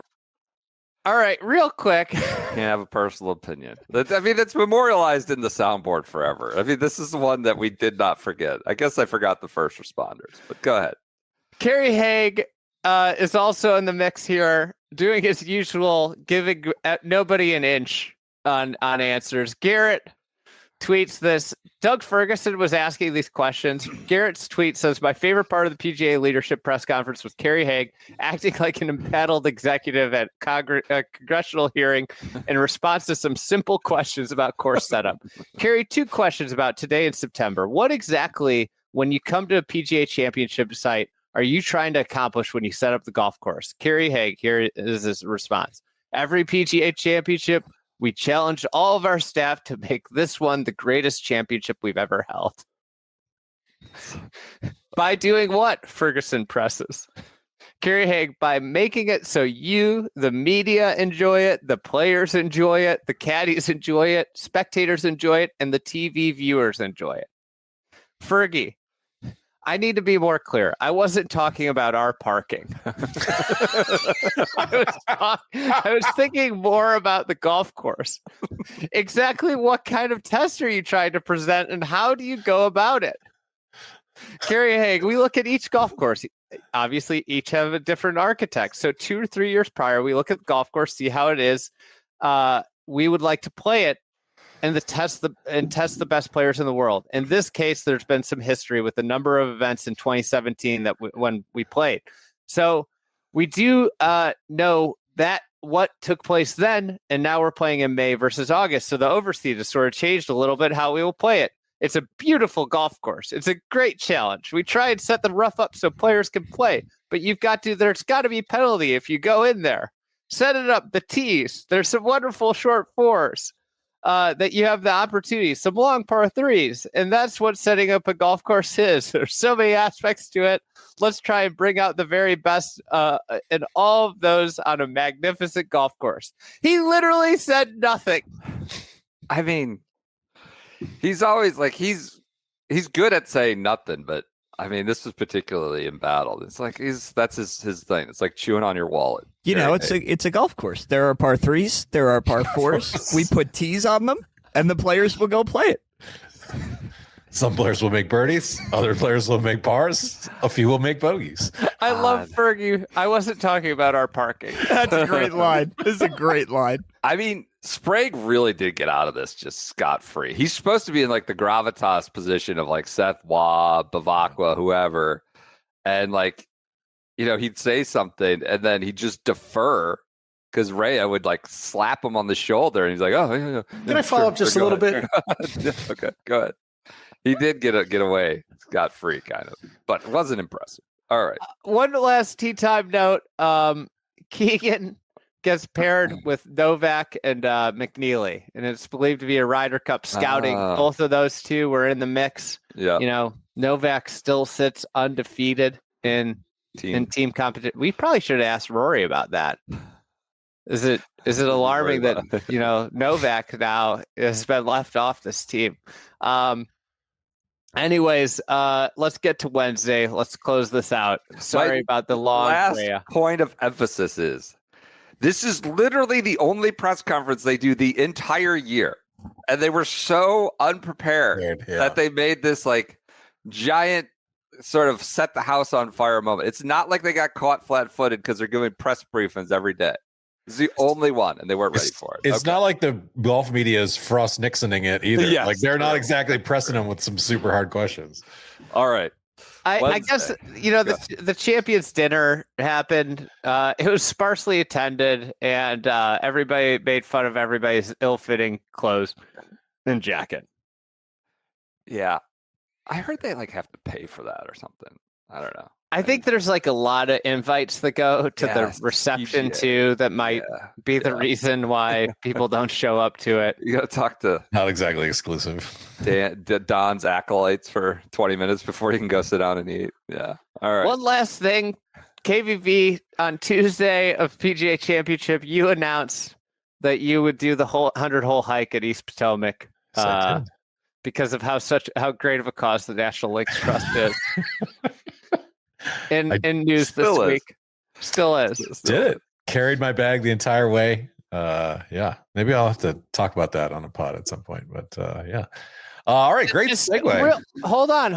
We're not done. Sorry. We still got Wednesday. Oh, sorry. But I forgot one last piece that wasn't in my notes that we talked about pre-show and PJ and I's pre-show production meeting. All of our pre-show. It's important. Astute followers. There was at Oak Hill, there was a great wonder of who is this first tee announcer that's just preposterous doing these ridiculous announcements. It was Don Rea. Play it, PJ. Now on the tee from California, PGA professional Michael Block. Oh my God. That's the biggest ovation of the championship so far. Oh, this was Friday. This was Sunday. Then he was doing that. Yeah. This is not like Thursday announcements. He got the call up to the big time. He brought it. I wanted to ask Rory. I didn't want to waste Rory's time, but Rory starring person in that video. I mean, what does he remember? Yeah, this was also Rory. Did it go in? Who connected the dots that Block or that Rea was the guy that was shouting on the first tee? That came to me in a TikTok, ironically, after the nonsense interview with Sky Sports, like Northern Ireland or whatever at the Ryder Cup. Somebody then posted, "Hey, this guy, we've seen him before." And sure enough, we had. I keep comparing it to like when they showed Thanos in the end of Avengers 1 in the end credit scene, where they give you a little teaser about what's to come. What's to come. That's the. I mean, we didn't know. We were focused on Blockie, but the bigger star was right behind him the whole time. Takes a village to do this deep dive reporting kind of situation, you know. I promise nobody has covered Don Rea more than us. That's true, for better or worse. So I want to point out we are mispronouncing his name the entire time. I just realized, but he's Don Rea forever to me. We're never going back on that. That's done. The PGA Wednesday. Let's get to Wednesday. Okay. The PGA is not playing preferred lies. A statement for the PGA: we do not plan to play preferred lies. The playing surfaces are outstanding and are drying by the hour. We are mowing fairways this evening. We're looking forward to an exciting opening round of the 107th PGA Championship. This is going to play a big role in tomorrow's discourse Thursday. Mudball. A lot of what a defiant statement there. Yeah, I love that. BP, you tweeted this. The Stringer Bell. I want you to put out the word. Put the word out there that this just isn't another PGA Tour event. The famous "put the word out on the streets." We back up. PGA, of course, the only major that's ever done lift, clean, and place. I believe Baltusrol 2016. That's ballsy to do that ahead of time. I mean, what if they get more rain Wednesday night? Okay. That Wednesday rain. That's coming. I don't know if we're gonna get to it this episode, but believe me, that's coming. We aren't getting to it. I think this is just gonna be the PGA. The PGA Tour on Wednesday, their Instagram is hacked. What? I don't remember this. No, I don't remember this. Tron uncovers this. Rick and Morty official just dropped the official Rick and Morty on Solana blockchain. The results are out of this dimension. So a Bitcoin or whatever that you want to call that type scheme has hacked the PGA Tour's Instagram account. Oh, geez, Rick, we hacked the PGA Tour's Instagram. What are all these Avengers references? Pete Rose gets reinstated in baseball, and you point out, BP, that this happened, that he got reinstated before the framework agreement was final. Pete Rose gets reinstated in baseball. Rory also got asked about Bryson and why he didn't talk to him. And what Bryson said. He said, "I don't know what he was expecting. Like, we were trying to win the Masters. I'm not going to try and be his mate out there." Ben Coley, one of my favorite follows on Twitter, discovers that the PGA Tour and the PGA Championship are publishing the same social content on the same day, where they're going around, they're posting about people, and what equipment they're using, who they would trade their golf games with, like build an ultimate golfer. Who do you get? This question is being circulated. So these social posts are thought of because Shane Ryan is in the press center asking all the players if you could swap skill sets, one skill set with any player in the world, who would you swap with? And Rory will not take the bait from Shane. The 4 parts of the game: driving, approach, putting, around the green. If you were forced to trade one of those elements of your game for anybody currently playing, which would you choose? Which part of the game, and who would you replace it with? I wouldn't trade. If you were forced to. But I'm not. If I asked you what part of a game you admired in somebody else, what other player, like who's somebody you admire putting, for instance? I'm focused on my game. All right. But I'm not forced. Well, that's pretty good. Not playing. I think like this question is really meant for like the Amex. Yeah. These guys are preparing to win a major championship, and you're asking them like, hey, what's the shittiest part of your game, and who does it way better than you on the eve of them playing a major championship? Not really the best place to ask that. Well, like John Rory was alluding, along, like mentally, you want to go into this and be like, I'm the best at everything. Sure. So, anyways, that's it. The preamble. I'll be right back. I'm gonna go grab my lunch. I did not anticipate this running into my recording in like an hour, but I'm gonna get some lunch in before. Can I follow up just a little bit? All right. We're on to Thursday. Kevin, you have Thursday and Friday, I believe. All right. As Andy mentioned, there was a couple no-shows at the Champions Dinner. Phil Mickelson and Brooks Koepka among them, former PGA champions. Phil doesn't show up at all on property until late Wednesday night. He just shows up for like an hour at like 7 p.m. to chip and putt. A very weird sort of Phil nugget here. Just they're seeing that there's some like kind of damage reports here. There's some kind of like bad press about this. His team kind of says to Bob Herrig of Sports Illustrated, well, he was actually practicing elsewhere. It was the weather that he was wanting to avoid, but he's been putting in a lot of work and he'll be ready to play. Does not work out really that well for Phil. He shoots 79 in the first round. So perhaps things didn't quite go as planned. This is the first day of the live pods here. We kind of go live throughout the day. I just wanted to call up this hold screen of the shotgun start here. The lovely blue screen here. It looks like Porath has a wrist tattoo, like one of the sorority girls there. I just thought that was very cute. A lot of an Arizona State gal, whatever. Fried egg branded tattoo. Exactly. You're shaduring early. You're exactly. Yeah. I think I figured this might not be covered, but I enjoyed this sort of semi-viral tweet. There was a guy going around Charlotte, including at the Thirsty Beaver, which is the famous dive bar there this week, asking people if he looked like Michael Block. Peach, if you can pull up this tweet. He's basically going up to people, asking if he looked like Michael Block, and then saying, "What's your favorite golfer?" And regardless of whatever their answer was, being like, "Oh yeah, well fuck that guy." So I love to think that like people thought this was Michael Block going around Charlotte, basically like mixing it up with people. God, the scoreboard on Thursday is bleak. To start out early, people are not happy.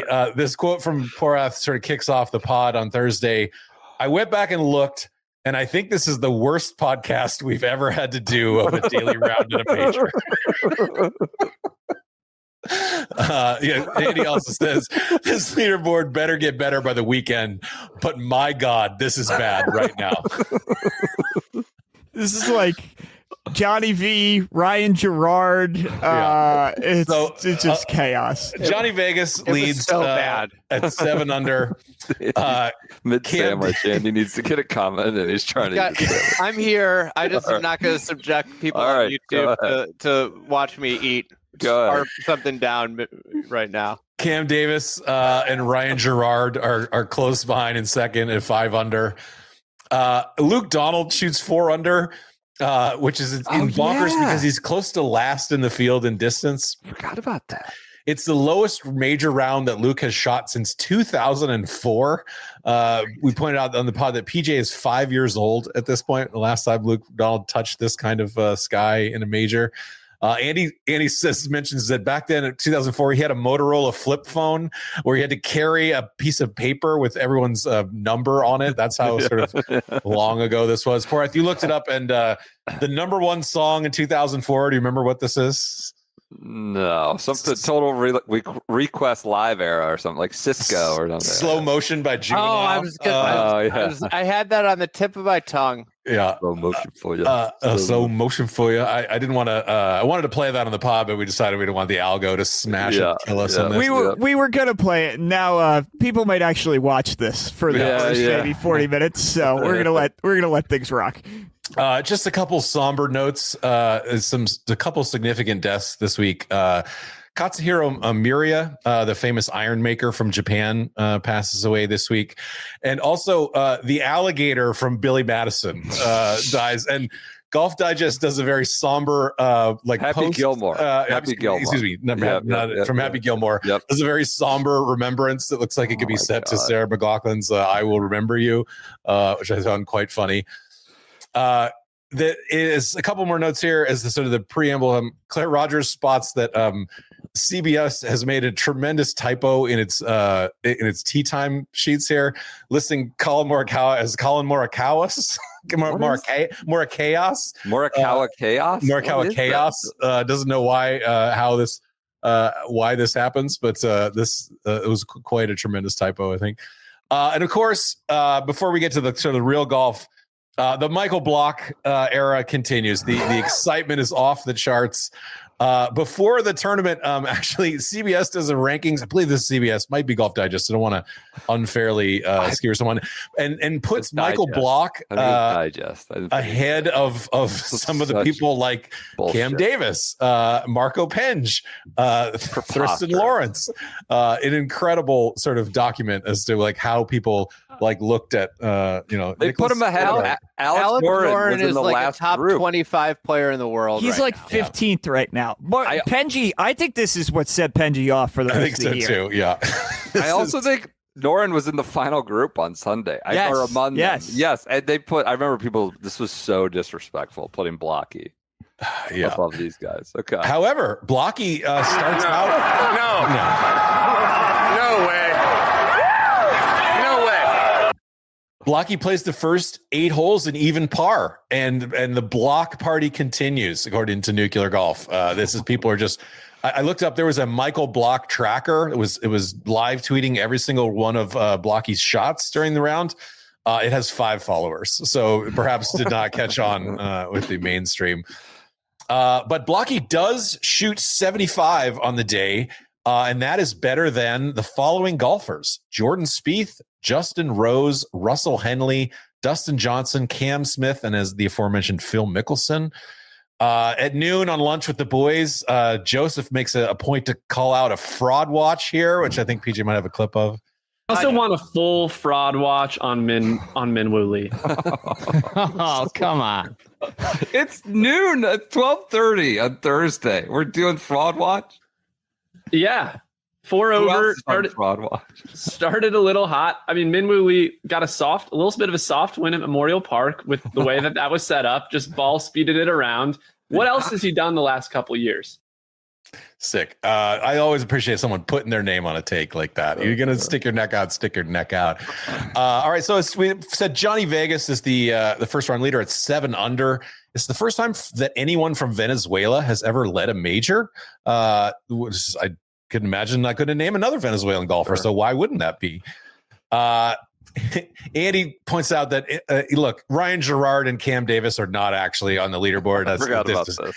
There's this fake. We're going to have to adjust the scores. We have to knock at least 2 or 3 scores off everyone's score. And says that Colin Morikawa is the real leader. Joaquin Niemann, who just a few weeks ago Phil said was the #1 player in the world, shoots 74 in the first round, which leads to many jokes at his expense. We have a super group going out, Xander, Rory, and Scottie Scheffler. And it doesn't go particularly well for 2 of the people, but Golf Digest says a tough opening round for the top 3 in the world when Scottie shot 2 under, and they kind of get a little bit ratioed here. A lot of people very angry about this, that Scottie would be lumped in with Rory and Xander's bad play throughout this. I got a big kick out of this Gabby Herzig tweet. Keegan Bradley's son went out to hug Keegan mid-round. Keegan's playing pretty well. And he could have ran inside the ropes to hug him and then ran back outside and then pulled a little town crier like a future Billy Horschel and said, "Mom, Rory McIlroy just made a double bogey." Screamed it out. So Gabby caught that.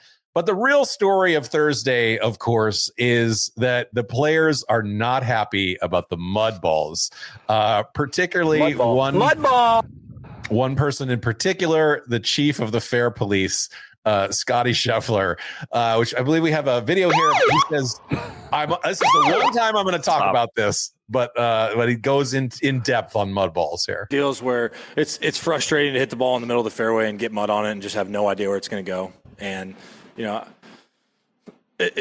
understand it's part of the game, but there's nothing more frustrating for a player. I mean, you spend your whole life trying to learn how to control a golf ball, and due to a rules decision, all of a sudden you now have absolutely no control over where that golf ball goes. But, I don't make the rules. I just got to deal with the consequences of those rules. And, I did a good job of battling back today and not letting a bad break like that, which cost me a couple shots, kind of get to me. And did a good job battling after that and posting a decent score.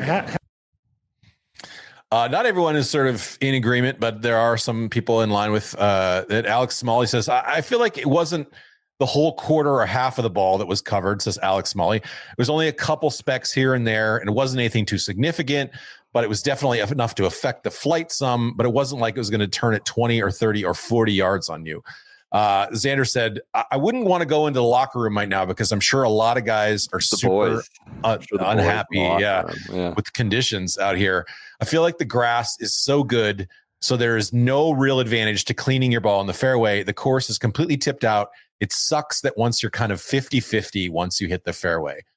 But Nick Hardy sticking up for real golf here, professional golfer, not in the field. But Xander complained about Mudballs the year before, I think, at the PGA at Valhalla too. I think you're right. Saw that he had some comments about how those were a big part of the Valhalla week.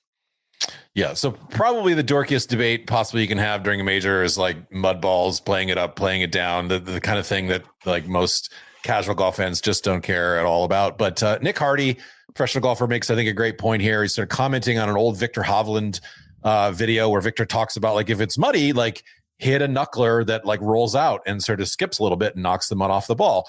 Nick says, when in doubt, play it down. Pro golfers practice to master the predictable at home, but we should learn how to manage the unpredictable with it. Victor's take on how to manage the unpredictable of Mudballs should always be an element we face in the game. In my opinion, we play the ball up far too often. Unless it's an absolute slosh fest, we should be forced to hit different shots off the tee to avoid mud balls. It's a skill. But that was a very nice point. Proper Illinois educated response there. Absolutely.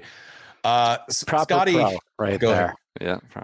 Scottie is wearing kind of an orange shirt for this round, which you would think was, burnt orange for Texas, but it leads a lot of people to make jokes about that he's wearing an orange prison jumper for the first time as sort of a throwback to last year's. Andy, you already teased this graphic, but you didn't see the second part of it. The president of Quail Hollow comes out and responds to Hunter Mahan and says, his Kardashian quote says, "Tell me who that is. I don't know the last time he was here." Stinger. I don't know who Hunter Mahan is. Who the hell former is Hunter like Mahan? top 5 player in the world. It seems like might have a good person to be able to take on this.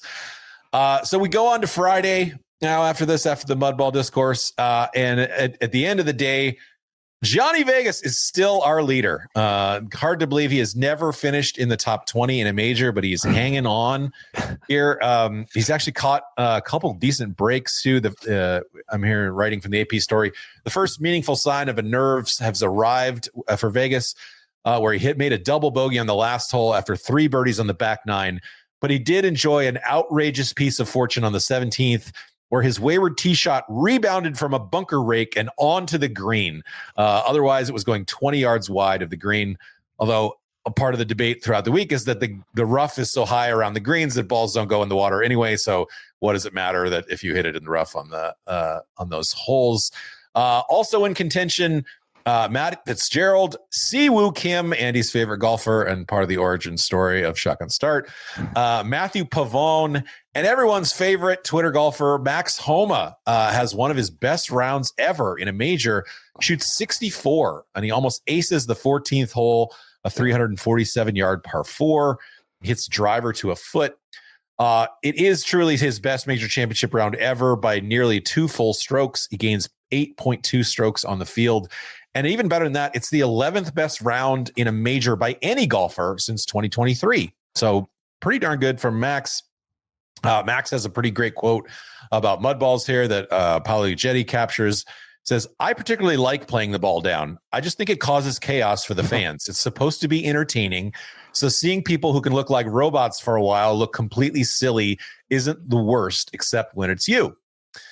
Good, proper play there by Max. And here we have Dylan Desher has a pretty good tweet here that goes kind of viral, but I'm going to call him Max Homa because he appears to HBO Max Homa because he appears to be back, sort of poking fun at the fact that HBO went away from HBO Max and then 4 years later came all the way back to rebrand themselves as HBO Max after several years as just Max. Max has been just hitting tons and tons of balls, trying to get his swing right. Peach, I think I sent you this video of him talking about his swing, but if not, we'll just go ahead and move on because it's not that important.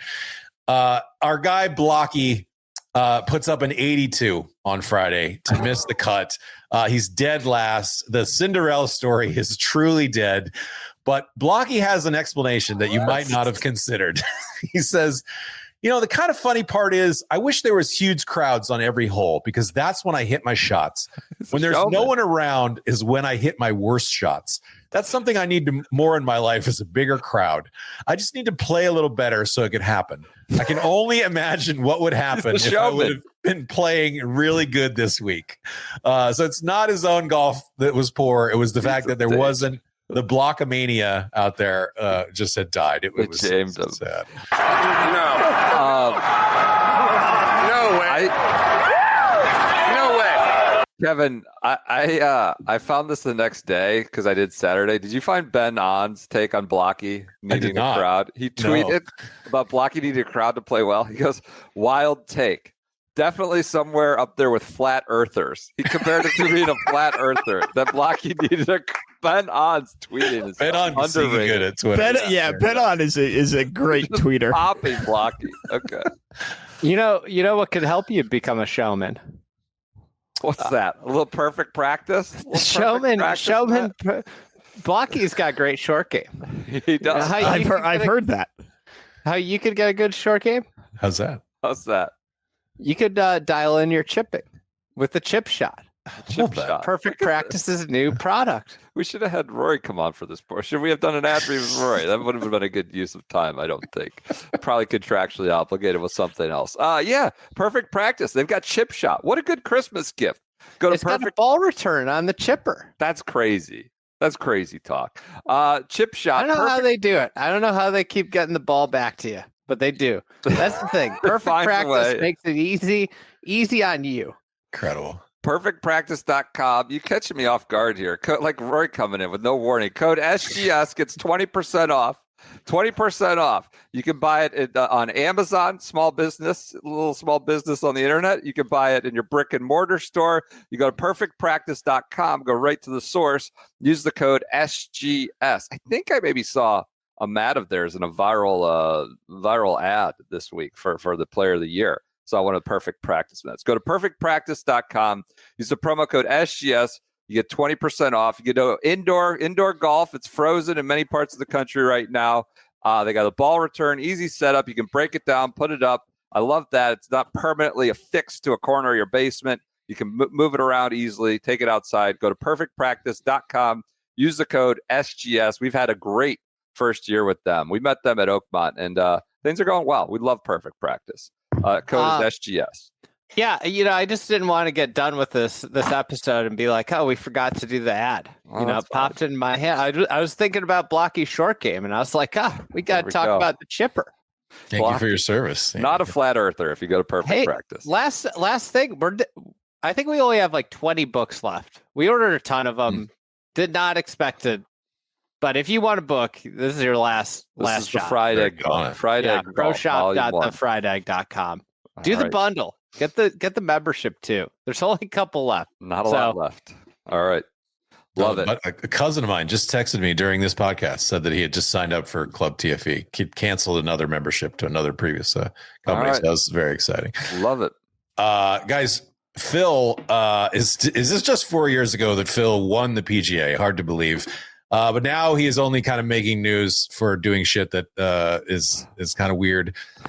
He plays a 6-hole stretch at the Quail where he makes 4 birdies, but he plays that stretch in even because he makes a quad on one of the holes where he takes 4 shots to get out of a bunker. So probably not the best prep skipping the Champions Dinner that he thought here.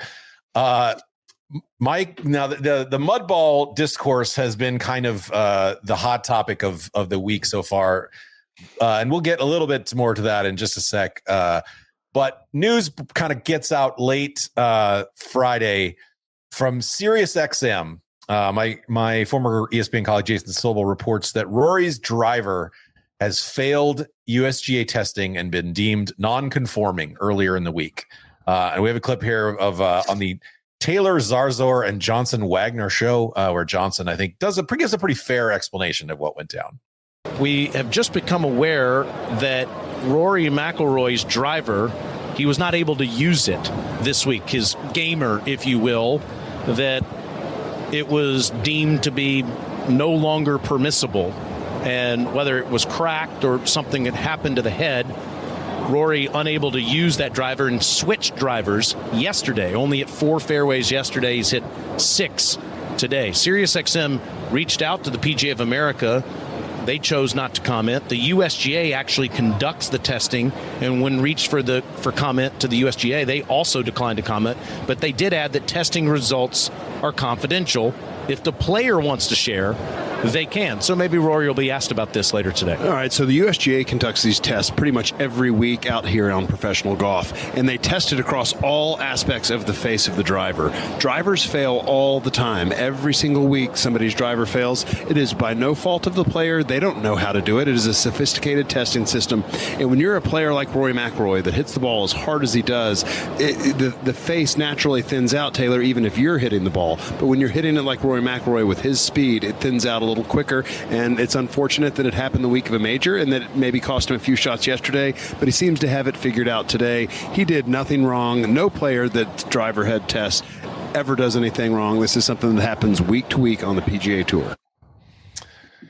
So we would ask Rory about this in media, but he does not show up for media and does not show up for media the next 2 days as well. Perhaps that's why he decided to come on the podcast today to he clear said that he up. was open to before. He said he was open to talk. Did ask me any questions, and we dropped the ball there about asking the driver. Probably because I don't give a shit. Probably because who cares?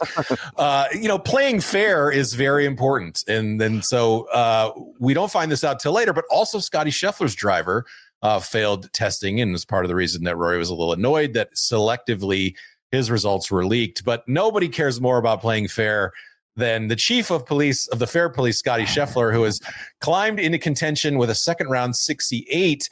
And we have one of his biggest fans here was showing their support this week with a wonderful T-shirt that they were wearing just to make sure that the Fair Police were fairly represented here. Peach, I think if we have this picture. I don't know if I. There Sorry. we go. There we go. Picture. And he has the Fair Police T-shirt on that somebody sent him in this week. Thank you so much for that, Andy. I completely forgot about this. Guys, despite averaging only 277 off the tee, Blandy is fighting his way through the top 10 or through the top 20 kind of all late Friday. He kind of falls apart late in the end and drops to 37th. But what an incredible effort by Blandy. At some point, someone looks at all the worst driving sort of distances throughout the week. And it's all guys who are in 140th place, 180th place, whatever, except for Blandy, who's basically just, batting it around out there. Tempers are getting hot late in the day. Shane Lowry is furious after he is not given relief for an embedded ball. Hits kind of a chunk out of it and then says, "Oh, fuck this place," in a good sort of Irish brogue there. Yeah. Twice. Step 2 of his career slam of fuck this. That's right. That's right. He said that about Oakmont, right? He hit all 4. And 4. Yeah. Hey, I hate to say this. I had a schedule error. Yeah. I actually didn't get the time wrong, but I got it. I gotta go. Okay. Are you serious? I gotta he go. Is serious.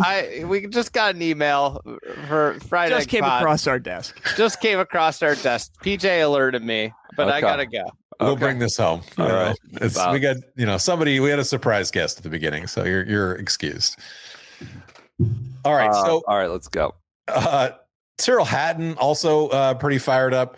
This is from Ewan Murray in The Guardian. Tyrrell Hatton's love-hate relationship with professional domains continue. The Englishman will inevitably be fined after a foul-mouthed tirade during his second round of the US PGA Championship was picked up on live television coverage. Hatton was within a shot of the lead when he reached the tee at 18, his 9th. Hatton's drive found the water hazard. What happened next was rather typical for a player prone to tempestuous moments on golf courses. The 33-year-old bawled out, "Piece of shit," before adding the C-word insult, apparently towards his driver. Hatton's mood hardly improved as he slumped to a triple bogey 7. "It wasn't my finest moment on the golf course," Hatton said after the outburst. "I was running hot in that moment, and I'm pretty good sometimes at saying the wrong thing." Playing in just his 4th PGA Championship and his 4th major championship and his first PGA Championship, Michael Thorbjornsen is T7. Found himself kind of in contention. Pretty cool there. Story fades a little bit over the weekend, but fun to see him. Cut watch here is pretty brutal for some of the stars. Part of what makes this tournament kind of lack a little juice. Jordan Spieth misses a cut. There'll be no career Grand Slams this week. He's 2 over. Ludwig Oberg 3 over. Not playing well all year. Justin Thomas, despite playing pretty well in the second round, just hit it in too many creeks. Was viral shots of him hitting it out of the creek earlier in the week. Will Zalatoris misses a cut 6 over. Not great. Justin Rose 9 over. Seems so surprising that Rosie would play so stinky after such a great Master performance. Yeah. But just didn't have. He wasn't good for a while. I mean, after the Masters, Brooks Koepka 9 over. You thought that Brooks was kind of just squashing PGAs right and left, but no. And then DJ 12 over. I mean, he just did get that sort of late call invite or whatever. But Friday night wraps up, and it kind of like the villain in a horror movie. You can feel Scottie coming. Like, he is inevitable at this point. Yeah. Nobody really thinks that Johnny Vegas is going to stick around in the lead. So that's Thursday, Friday. Love it. Let's get to Saturday, Sunday. Oh, I forgot. I found a funny quote from Bryson. Someone asked him about, I don't know who, about doing a break 50 at Quail Hollow. He said it would be an honor to bring break 50 to Quail Hollow. An honor to bring break 50. I'd love to showcase that. We have a couple other ideas too. From the junior tees? What, like from the junior banker tees? I don't know. All right, let's get to Saturday. So this was kind of like, in a year of unserious PGA foibles and slip-ups, this is not up there, but this is part of it. So they have everyone come to the course Saturday for business as usual, and then blow the horn and say they're going to go split tees off of threes. Like, they had all the guys at 7:30, 8:30 that get up at 6, and they get there, and they blow the horns like, we're going to go off in groups of threes, 11:43 to 2 o'clock. And Rory is literally crossing the footbridge to go to the first tee. And they blow the horn. And it doesn't take an expert lip reader to say, he said F off at the inanimate horn as they call him off. Like, he spent, him and obviously whoever else was off early is up early. And now they're like, wait, actually, you're going to go in 2.5 hours off of 2 tees. People said he didn't comment all week. Of course, he comments right there. That's a great quote. Kind of a nightmare. Rory, the driver gate picks up a little bit of steam.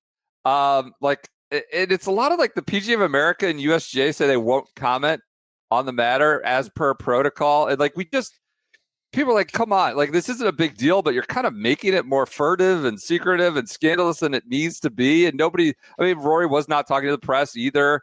I think he maybe knew the Scottie thing. Xander lets it slip eventually, is the one who breaks it first. Like, I'm pretty sure Scott got his driver taken. Again, not on the Xander app. Could have been a great opportunity to break news on the Xander app for the exclusive Xander readers. So, like, Rory's not hitting fairways, and the PGA and USGA will not comment. People are like, what's going on here? The rain, when the rain flipped us from 2s to 3s, it delivered an incredible trio. We got Blandy, Bryson, and Pendy. This is my trio of the year. You can't beat this. Pendy and Blandy and Bryson. So Pendy is a big hitter too. You can't do it. Bryson was an average of 44.86 yards ahead of Blandy. He was 60 yards farther down on at least three different occasions. We have the screenshots here. Or Blandy's got 157 into the hole. Bryson has like 75, 65. Shane Lowry comes out and talks about pitch mark gate. He said it was an ESPN guy was a bit too in there involved when he wasn't asked to be. And that's what annoyed me a lot. I was just asking the referee, and the ESPN guy comes straight over and he's like, that's not your pitch mark. And I'm like, that's not for you to talk about. That's for me to call a rules official and decide what happens, which I would agree with them. If I agree, sound guy or camera guy comes in try to determine what's what. I just said the rules official, what happens to the guy who's not on the ESPN live playing at 7:10 in the morning? What happens to that guy, the rules official? Now I've got ESPN sound guy coming in, who's the guy that doesn't play on ESPN. I guarantee you he's down there arguing it's his pitch mark. So, it's not your pitch mark, brother. I'm sorry, brother, but you're going to have to move that back. It's not. There was apparently, this must have been from Friday, someone was heckling Brooks. And the video's been DMCA'd but into the ether several times over. PGA of America was hot on the DMCA, TCMA, whatever it is. I found so many dead videos in my research. PGA has just been wiping it clean. And someone heckled him, and he said, "You want to come down here and say that to someone in the stands?" But even though he emceed, he was seen Friday night at a local QT Quick Trip, getting a brick of Miller Lights, a 30 rack of Miller Lights with Brooksy. That was a great viral moment. Good. Went to Quick Trip to grab some beer after rough 18 holes. I think this guy might be doing the same. This is from a Charlotte area Twitterer. Pretty good. That was a viral moment for Friday that emerged Saturday. We get some Colonial Field nuggets because now that field is official, and we learned that David Frost, Corey Pavin, and Olin Brown are in the field, listed as in the field, not for the Champions Tour event, but for Colonial. I'm not sure if they played PGA. Oh, there's a lot. All right. You'll get that on Friday for sure. All right. The PGA of America finally issues a statement on the driver testing at about 2 p.m. on Saturday. Said we can't, it's, just some mealy about Kerry Haigh stuff. We can confirm that the USGA was invited to do club testing at the PGA and the PGA of America's request. The testing program is consistent with the same level of sport. I won't want to read it all on. We do learn that they tested only 33% of the field. So we're like, what? Either do it or don't. Like either test or don't. And I know this is protocol. It's not just a PGA thing. So either let everybody play under the same rules or don't. It's just I think they should be testing. The point is they should test everybody and test. I think Xander, all these people argue just test us all the time. What else happened? We get these last groups. There's no one. I think the last group was Johnny Vegas and Matthew Pavon. And they just ESPN captures them on the first tee. The grandstands are just empty, overhead shot. Just contrary to Derek Sprague's concern about ticket sales, I think there's some evidence here that nobody was following the last groups. Feel bad for them. Cute moment of Scottie Scheffler was playing with the Club Pros kid, Ryan Lenahan. Again, they were just kind of hanging out with. He had his buddy with Bennett and his kids, Lenahan's kids, and there's Scottie just cleared away, number one player in the world, just rolling around on the floor of the clubhouse with a couple different kids. That was a cute moment, I guess. I think Claire Rogers had that. Rahm domes a guy in the head, and there's a big scene, a big scene, catches him fresh off that. I think it bounced 20 yards into play, onto the green. This was a big moment, turning point. Rahm is a PGA Championship murderer. Sage Steele at Southern Hills. Oh, this. God, I forgot about that. Her whole teeth had to get replaced. We don't get the rise, but we get the return of Rea. He's been put in witness protection. PGA just buries him for the couple days, but he returns for his CBS spot with Amanda Balionis. We tweet, business is picking back up. Is Donnie Boy in his vest? Andy tweeted, what did Andy he said they didn't give him enough time. The main event, they didn't let him cook. They did really quick walk him. They ripped him. He was out within 45 seconds. It was realized nothing. He had become the story. You let him cook on the mic too much, things are going to go bad. Amanda and CBS did not let him go very much. Adam Stanley had a funny tweet about some Carolina golf bro attire. Said every guy is in the same outfit. There's this khaki brigade, and pretty snarky for Canadian Adam Stanley. He got ratioed. The people did not take kindly to him making fun of the Carolina golf bro attire. Andy, I believe, was the one, or maybe Austin on our social group, apoplectic that they have these make golf your thing billboards on the first tee, on the tee boxes of the major, just in your face. This really conspicuous advertisement for make golf your thing, which is still not sure what exactly that is. Scottie hits one miles OB that bounces, spits right back into the fairway, miles right, spits, just knocks it right down, tumbos it back into play. And we're all right, well, is this the Scottie's? He's obviously good, but is this again his week? On 14, the par 4 that Max, you talked about, almost hit it in the hole. Scottie hits it from 304 yards to 2 feet 9 inches on Saturday, and this is where he really starts to lift and separate, where that sort of kind of underwhelming early leaderboard becomes the Scottie show late. And Max, I think, had a good quote of nobody's he wasn't trying to hole it when he hit it close to that par 4. Nobody's trying to do that except unless you're Scottie or something like that. So this was that was the beginning of the end of the championship.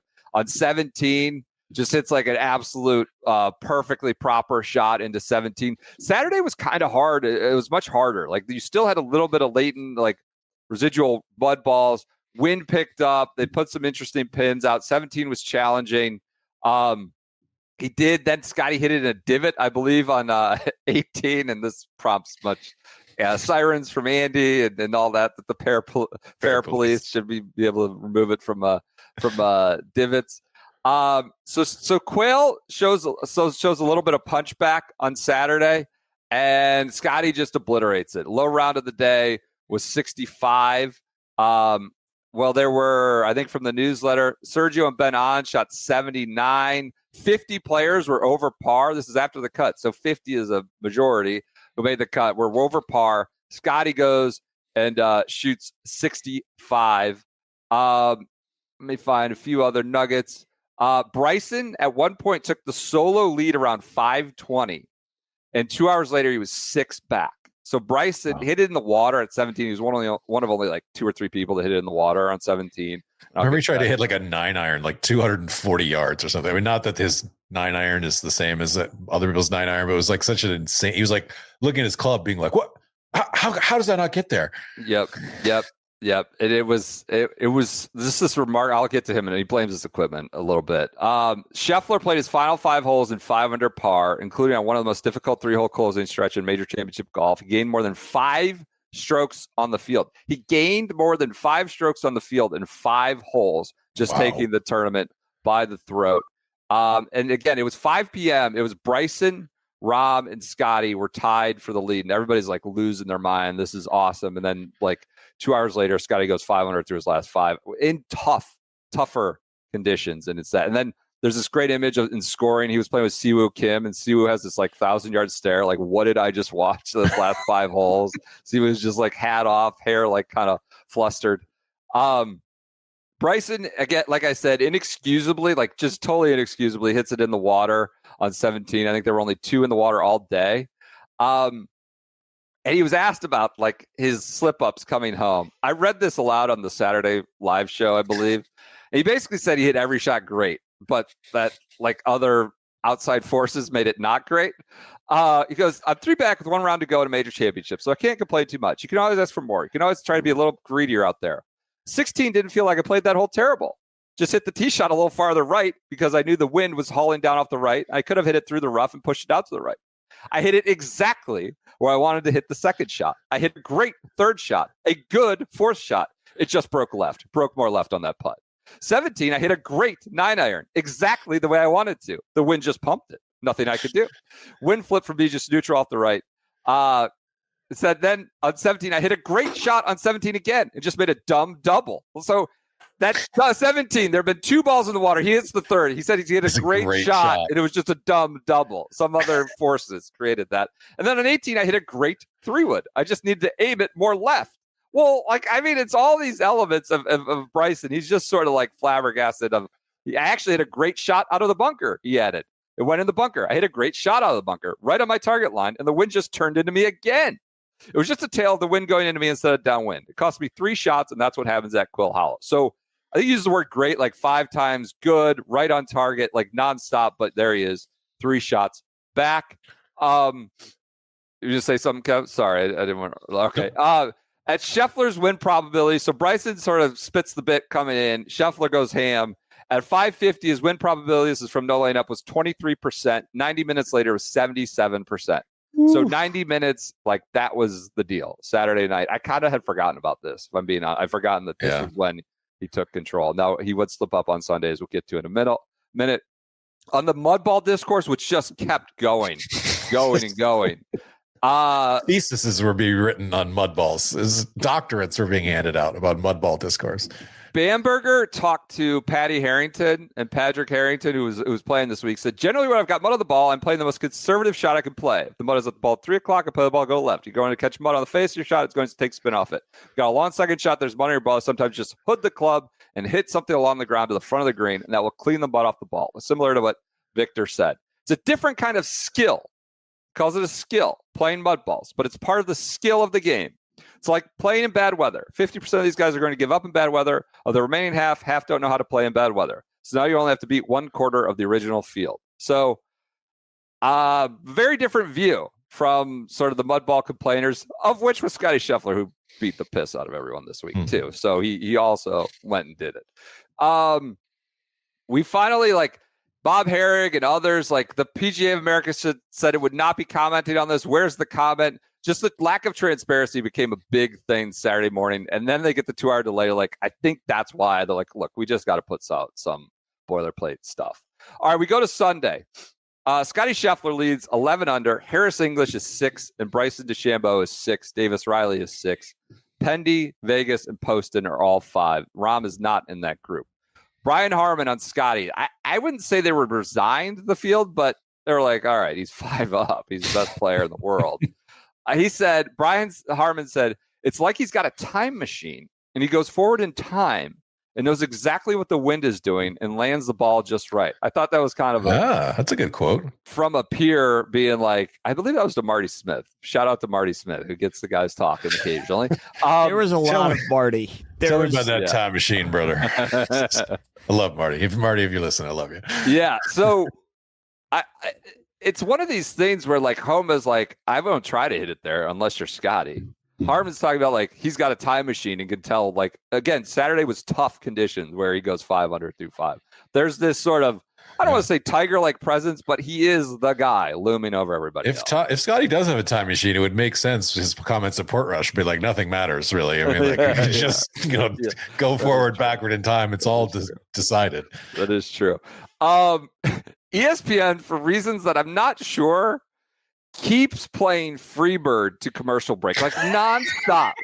4 days of Freebird to commercial break. Like it was so much. Which part? Like the end part? I think it was part? The fast part. And then PJ, ESPN going to commercial break, the meme, play Freebird or play Freebird. 2 options, fork in the road.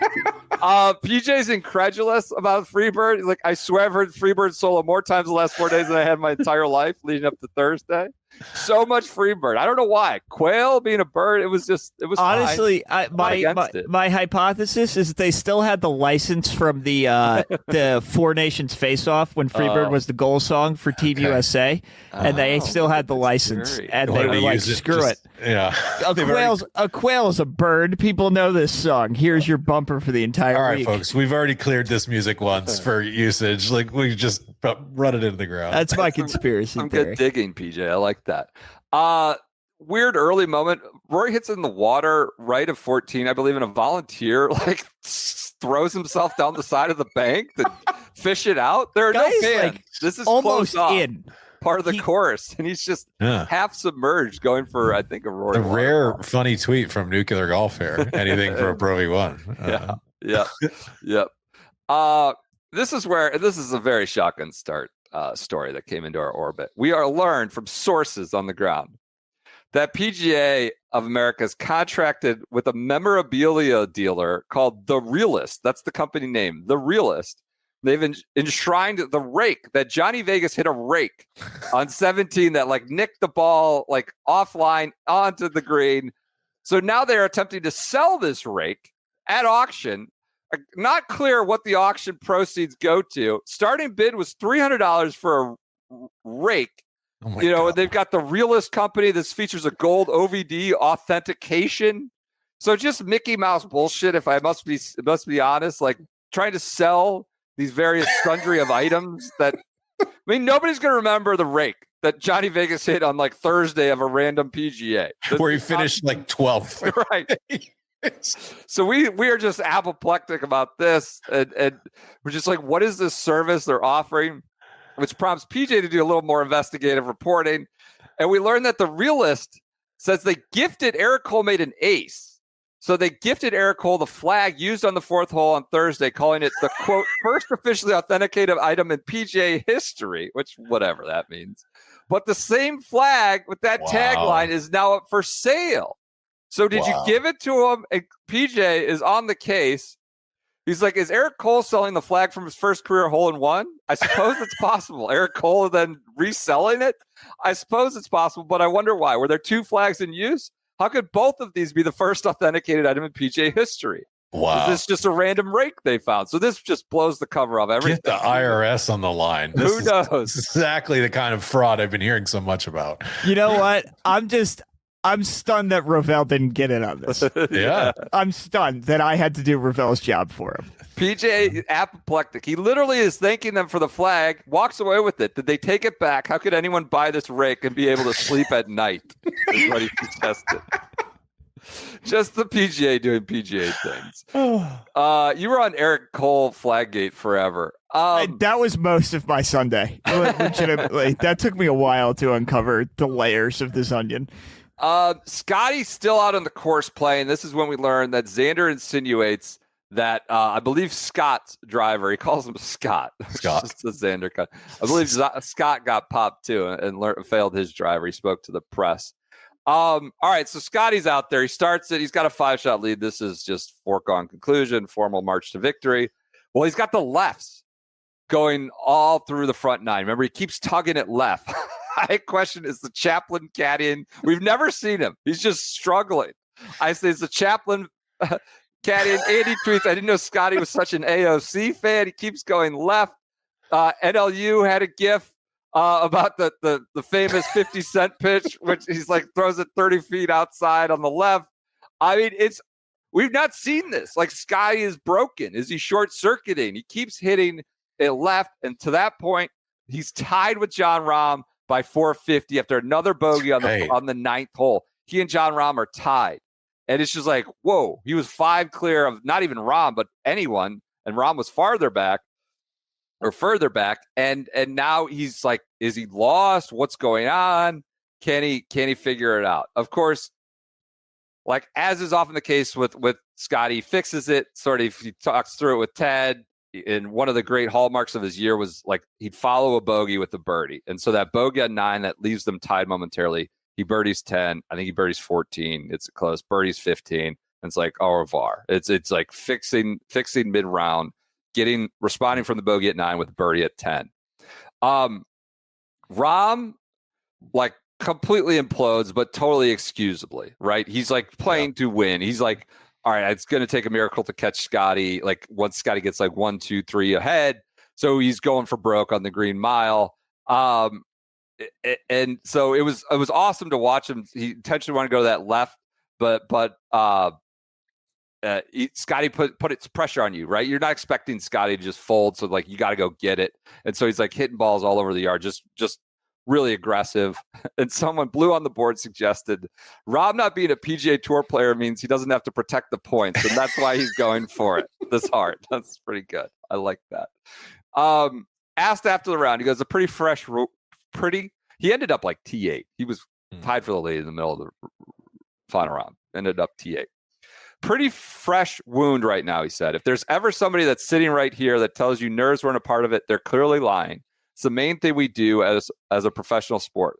It's controlling what goes through your mind. I think it was a bit of nerves. I can't pinpoint exactly right now, but I'll go back to look at what happened. I didn't feel like I rushed anything. I didn't feel like my process was bad. So he cites a little bit of nerves. He also said, God, it's been a while since I had that much fun on a golf course. Played really good golf from the 8th to the 15th hole. I think he had a quad. I think it was an 8 on one of the holes. Might have been 18 or 17. He had an 8. But, I mean, he didn't mean it, but sort of an indirect damning of live. God, it's been that while since I had that much fun on a golf course. I always go back to a little bit on something that Charles Barkley likes to remind basketball players all the time. Like, I play golf for a living. It's incredible. Am I embarrassed a little bit how I finished today? Yeah. But I just need to get over it and get over myself. It's not the end of the world. It's not like I'm a doctor or first responder. Well, not my quibble whether you are a member, where somebody, if they have a bad day, truly bad things can happen. So what else do we learned Wyndham throws his club on T-Mobile. He smashes a T-Mobile sign. God, yeah. Kind of recoil, whips it back into the sign behind the tee box. I forget, it's 14 or 15. His own sponsor, right? Isn't he a T-Mobile? That'll come up next week for sure. Horrible, like, corporate, attempt at branding good. The next week. Ugh. But just puts a hole through the sign behind the tee box. Writing in the newsletter, none of Scottie's 3 major wins have come by the skin of the teeth. This is Joseph Lamagna. There's the hole from throwing. The marshal who was there, he was like, I was standing right here. It scared me to death. This driver head comes flying through this advertisement board. And yeah, he tweeted, I'm scared to death. I was scared to death. That was the Monday after, I believe he tweeted that. All right, this is Lamagna in the newsletter. None of Scottie's 3 major wins have come by the skin of his teeth. He's left no doubt. Across 2 Masters, now a PGA, his narrowest margin of victory came at the 2022 Masters, where he won by 3 after 4 putting the 72nd green. The win at Quail Hollow was a different display of dominance than what we witnessed from Scottie this past major Sundays.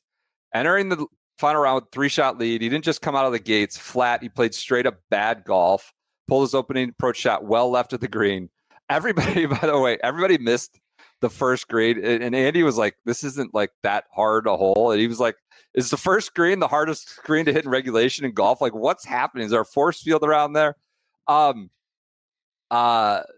So he hit birdies on 10, 14, 15 to reclaim his lead while nobody else in the field kept pace. Following a tight conservative par at 17, he stepped on the 18 with a 6-shot lead. So I'm sorry, he had a 3-shot lead on Saturday. He finished 6 clear. I think I've been misstating that the whole time. He was 3 clear on Saturday night. I was reading the Sunday scores. Playing away from danger, he made a bogey on the last for a 5-shot win, the widest margin of victory in a PGA since Rory's 8-shot win in 2012.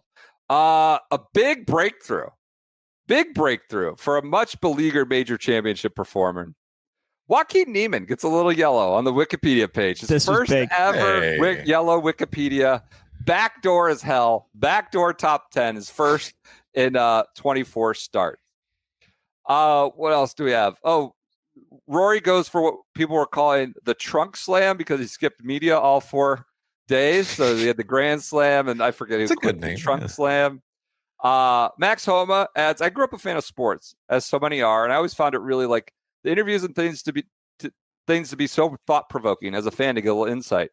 I said, we are entertainers, and without the fans, we're just playing golf with buddies. Sometimes I wish I would probably keep some things in, but at the end of the day, we owe the fans a lot. It's not so hard to be transparent. It doesn't hurt me in any way. Xander, after the round, said, I think they should test everyone's driver. It's not right to just test 50 guys. It makes no sense for the spirit of the game. The whole point is to protect the integrity of the field. If you don't test everyone across the board, I don't think you're protecting the whole field. What else do we have to clean up here?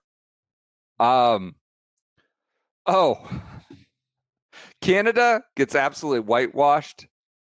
No offense to Canada, Josh Carpenter says. Taylor Pendrith finished T5 and was not shown from 2 p.m. to 7 p.m. He finished T5 and was not shown. I had for this for next week. It's just depressing that Pendy just gets absolutely jumped. By the way, like, the coverage is incredible. Yeah. I just like, in terms of ad load, Carpenter had numbers. I found like the growth or like the mitigation in ads over the years has really been substantial. I don't, it's something that like, we do have to call out positively. Garrett had a great tweet thread on Kerry Haig's setup. Kerry Haigh would never put it this way, but the PGA setup philosophy is essentially 1, don't let the course be the story. This means not letting scores get too high or too low, and maybe not worrying as much as the USGA does about booking iconic venues. 2, reward a skill set that is commonly rewarded on the pro tours, thereby increasing the chances of, quote, big names topping the leaderboard on the weekend. And 3, work to limit separation in scoring so that more players are likely to be in the mix on Sunday. I found this to be like a good suggestion. Yep. This formula can lead to sleepy Thursday, Fridays, partly because the course and setup are typically not interesting in and of themselves, but often produces exciting Sundays. It's not my favorite setup strategy, but I can't deny that Haigh is very good at executing it. So that was a good distillation of what happened this week. Scottie Scheffler wins. Obviously, bogey's the last to win by 5. And at Scottie's dad, he has a pretty cool moment with his dad, who's often there, and said, this is Scottie's dad, words can't describe what we just watched. You're the toughest guy and the sweetest boy. I'm so proud of you. Thank you for never giving up, Scottie. It's a cool moment. This was, of course, a year after he got arrested, and Nike has a cool ad. It says, best player in the world, ? Guilty, which was a good one after getting arrested a year earlier at the PGA. Don Rea comes rumbling through the wall like the Kool-Aid man in his Nikes at the trophy ceremony. It's his other moment of glory. He's got these flashy, I think those are dunks on, just smiling, grinning ear to ear to cap off his great week. Scottie, as usual, as is custom now, loses the lid to the Wanamaker, as we've seen Ted Bishop and Colin Morikawa and everybody else. He loses the lid, goes flying off the Wanamaker. They just need to bolt that thing, glue it to the top. That happens every year, Get some fishing line or something. Yep. This was a cool moment. Bennett goes to scoring with Scottie, and he's just kind of rumbling around on the clubhouse floor. Big year for Bennett. Big year for Bennett. A lot of people were charmed by that. I had a tweet. I think it's whatever that par 5 is. I think 6. There are a lot of Carolina women out on the lawn there. I said, The sound this picture makes is Piper, no, because I think this was White Lotus and then there was obviously, I think that's a Charlotte area family in that White Lotus season 3. Very White Lotus looking characters, not a derogatory thing in any way, just an observation. Observation. What else? Oh, Bryson continues his search for the perfect golf ball. So this is a truncated version of that. Guy had a great week, and Andy was kind of like, why does he's always like about the equipment. The credit is to his equipment. The blame is to his equipment. Guy's won his whole life. He's won at every level with different equipment at different eras. He's won everything. Wins. And it's just like disservice to his talent. And here's the after the round. What I really think needs to happen, being pretty transparent here, is just get a golf ball that flies a little straighter. Like that's just like what really is. I need to learn, how to do magic, or I need to learn how to make myself invisible. What I really think, being pretty transparent here, is just to get a golf ball that flies a little straighter. Everybody talks about how straight the golf ball flies. Well, upwards of 190, like Rory and myself, it's actually quite difficult to control the golf ball. Well, yeah, man. So, yeah. That's the point. You can't just go, like, if I can drive 200 miles an hour on the freeway, there might be some risk in that. It doesn't go as straight, Bryson. I'm going to work my butt off to have that happen. It's all up to manufacturing. We'll see what happens, but I'm keen on finding something. I'm keen on improving. I'm excited at that. So he leaves it all up to manufacturing and just needs to find a ball that flies straighter when you dial it up to 190. I love how at this point we're on the ball, but in 3 weeks when we get to the U.S. Open, we're back on the irons. The 3D printed irons haven't come in yet, and we need to ship a new driver head out, and we're just pivoting. It's he's got everything at his disposal. In addition, he's like, it's spinning too much about the ball with my wedges. If I try to hit a full shot, I'll rip off the green. And you saw that on 15. There's something weird with me in general in the way I play golf. I'm looking for a golf ball that launches a lot lower, has controlled spin at full swing, and half swing still has spin. Like he's looking for this magic bullet, and I don't doubt that he will try to find it and find something that approximates it. It's just like it spins too much, doesn't spin enough for the certain instances. I won't go to the full quotes. I had them all here. But Ryan Barath had an interesting theory when he hit it in the water on 17 on Saturday. He added, although they might be a net positive, I believe Bryson's curved face irons could be a big reason for missed shots like the one on 17 on Saturday night. As a drawer of the ball, a toe strike in the club with a bulge will have more left spin axis, resulting in more curve. The result is that hard hook that he hit it. Well, he hit into the water. So just a lot of Bryson equipment discourse after a pretty solid week. He wasn't great on Sunday, and we're starting to be like, he was bad in the final round of the Masters with Rory, kind of not great here. And it's like, he's so good. He's won biggest events. Like, does he just start to lose the rope when he feels like his equipment is not responding to him in a way? I don't want to say he's like blaming the equipment, but it's a little odd how often that becomes like gets in his brain a little bit. Andy was like, his game's not pretty. It's not like romantic. It's like it is machine like, or just hammer it and then like make some 60-foot putts. His approach game just is very, not to go date on you, but like he's just a very average iron player. I mean, Data Golf has him as basically like even as gaining shots on approach play in 2025. That's when you're like gaining 2 strokes overall and you're net zero as with an irons. That's pretty bad. There's not a lot of players that are like that, I would say. Yep. It was there was a lot of Bryson sort of post-mortem. I don't need to go into it all here, but I think that gives you a taste.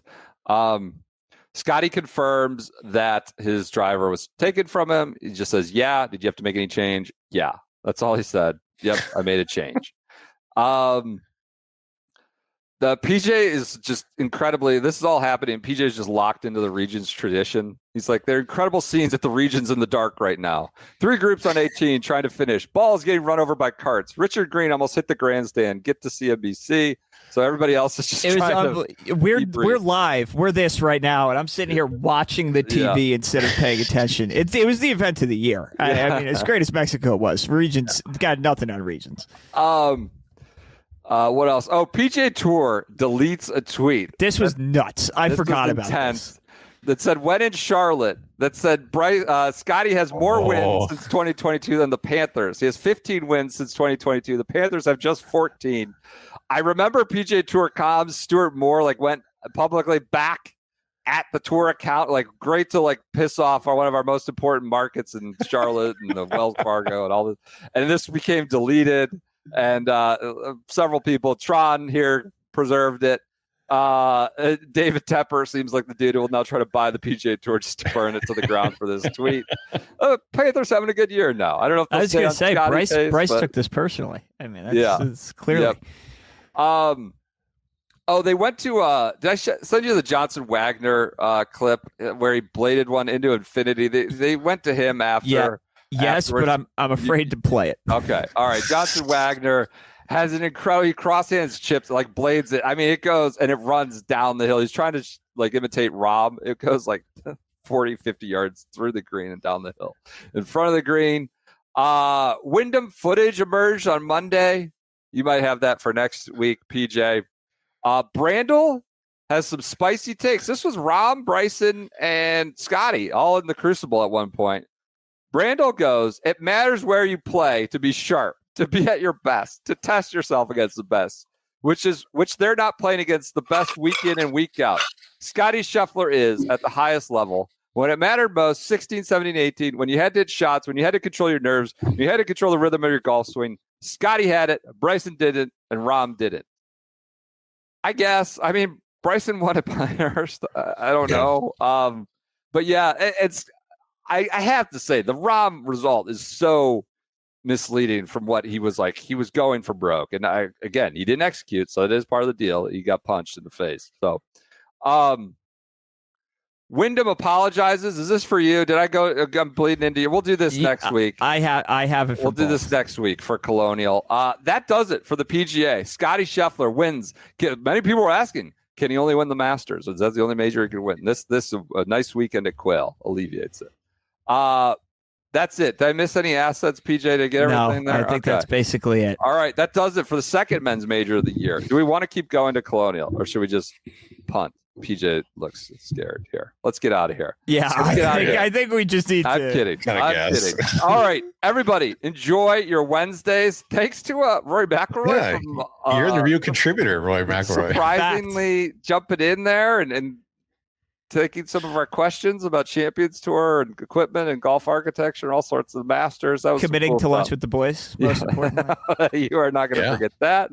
All right, that does it. Thank you all. We know these could be hefty listens. They're hefty to research, but we try to have a lot of fun with them.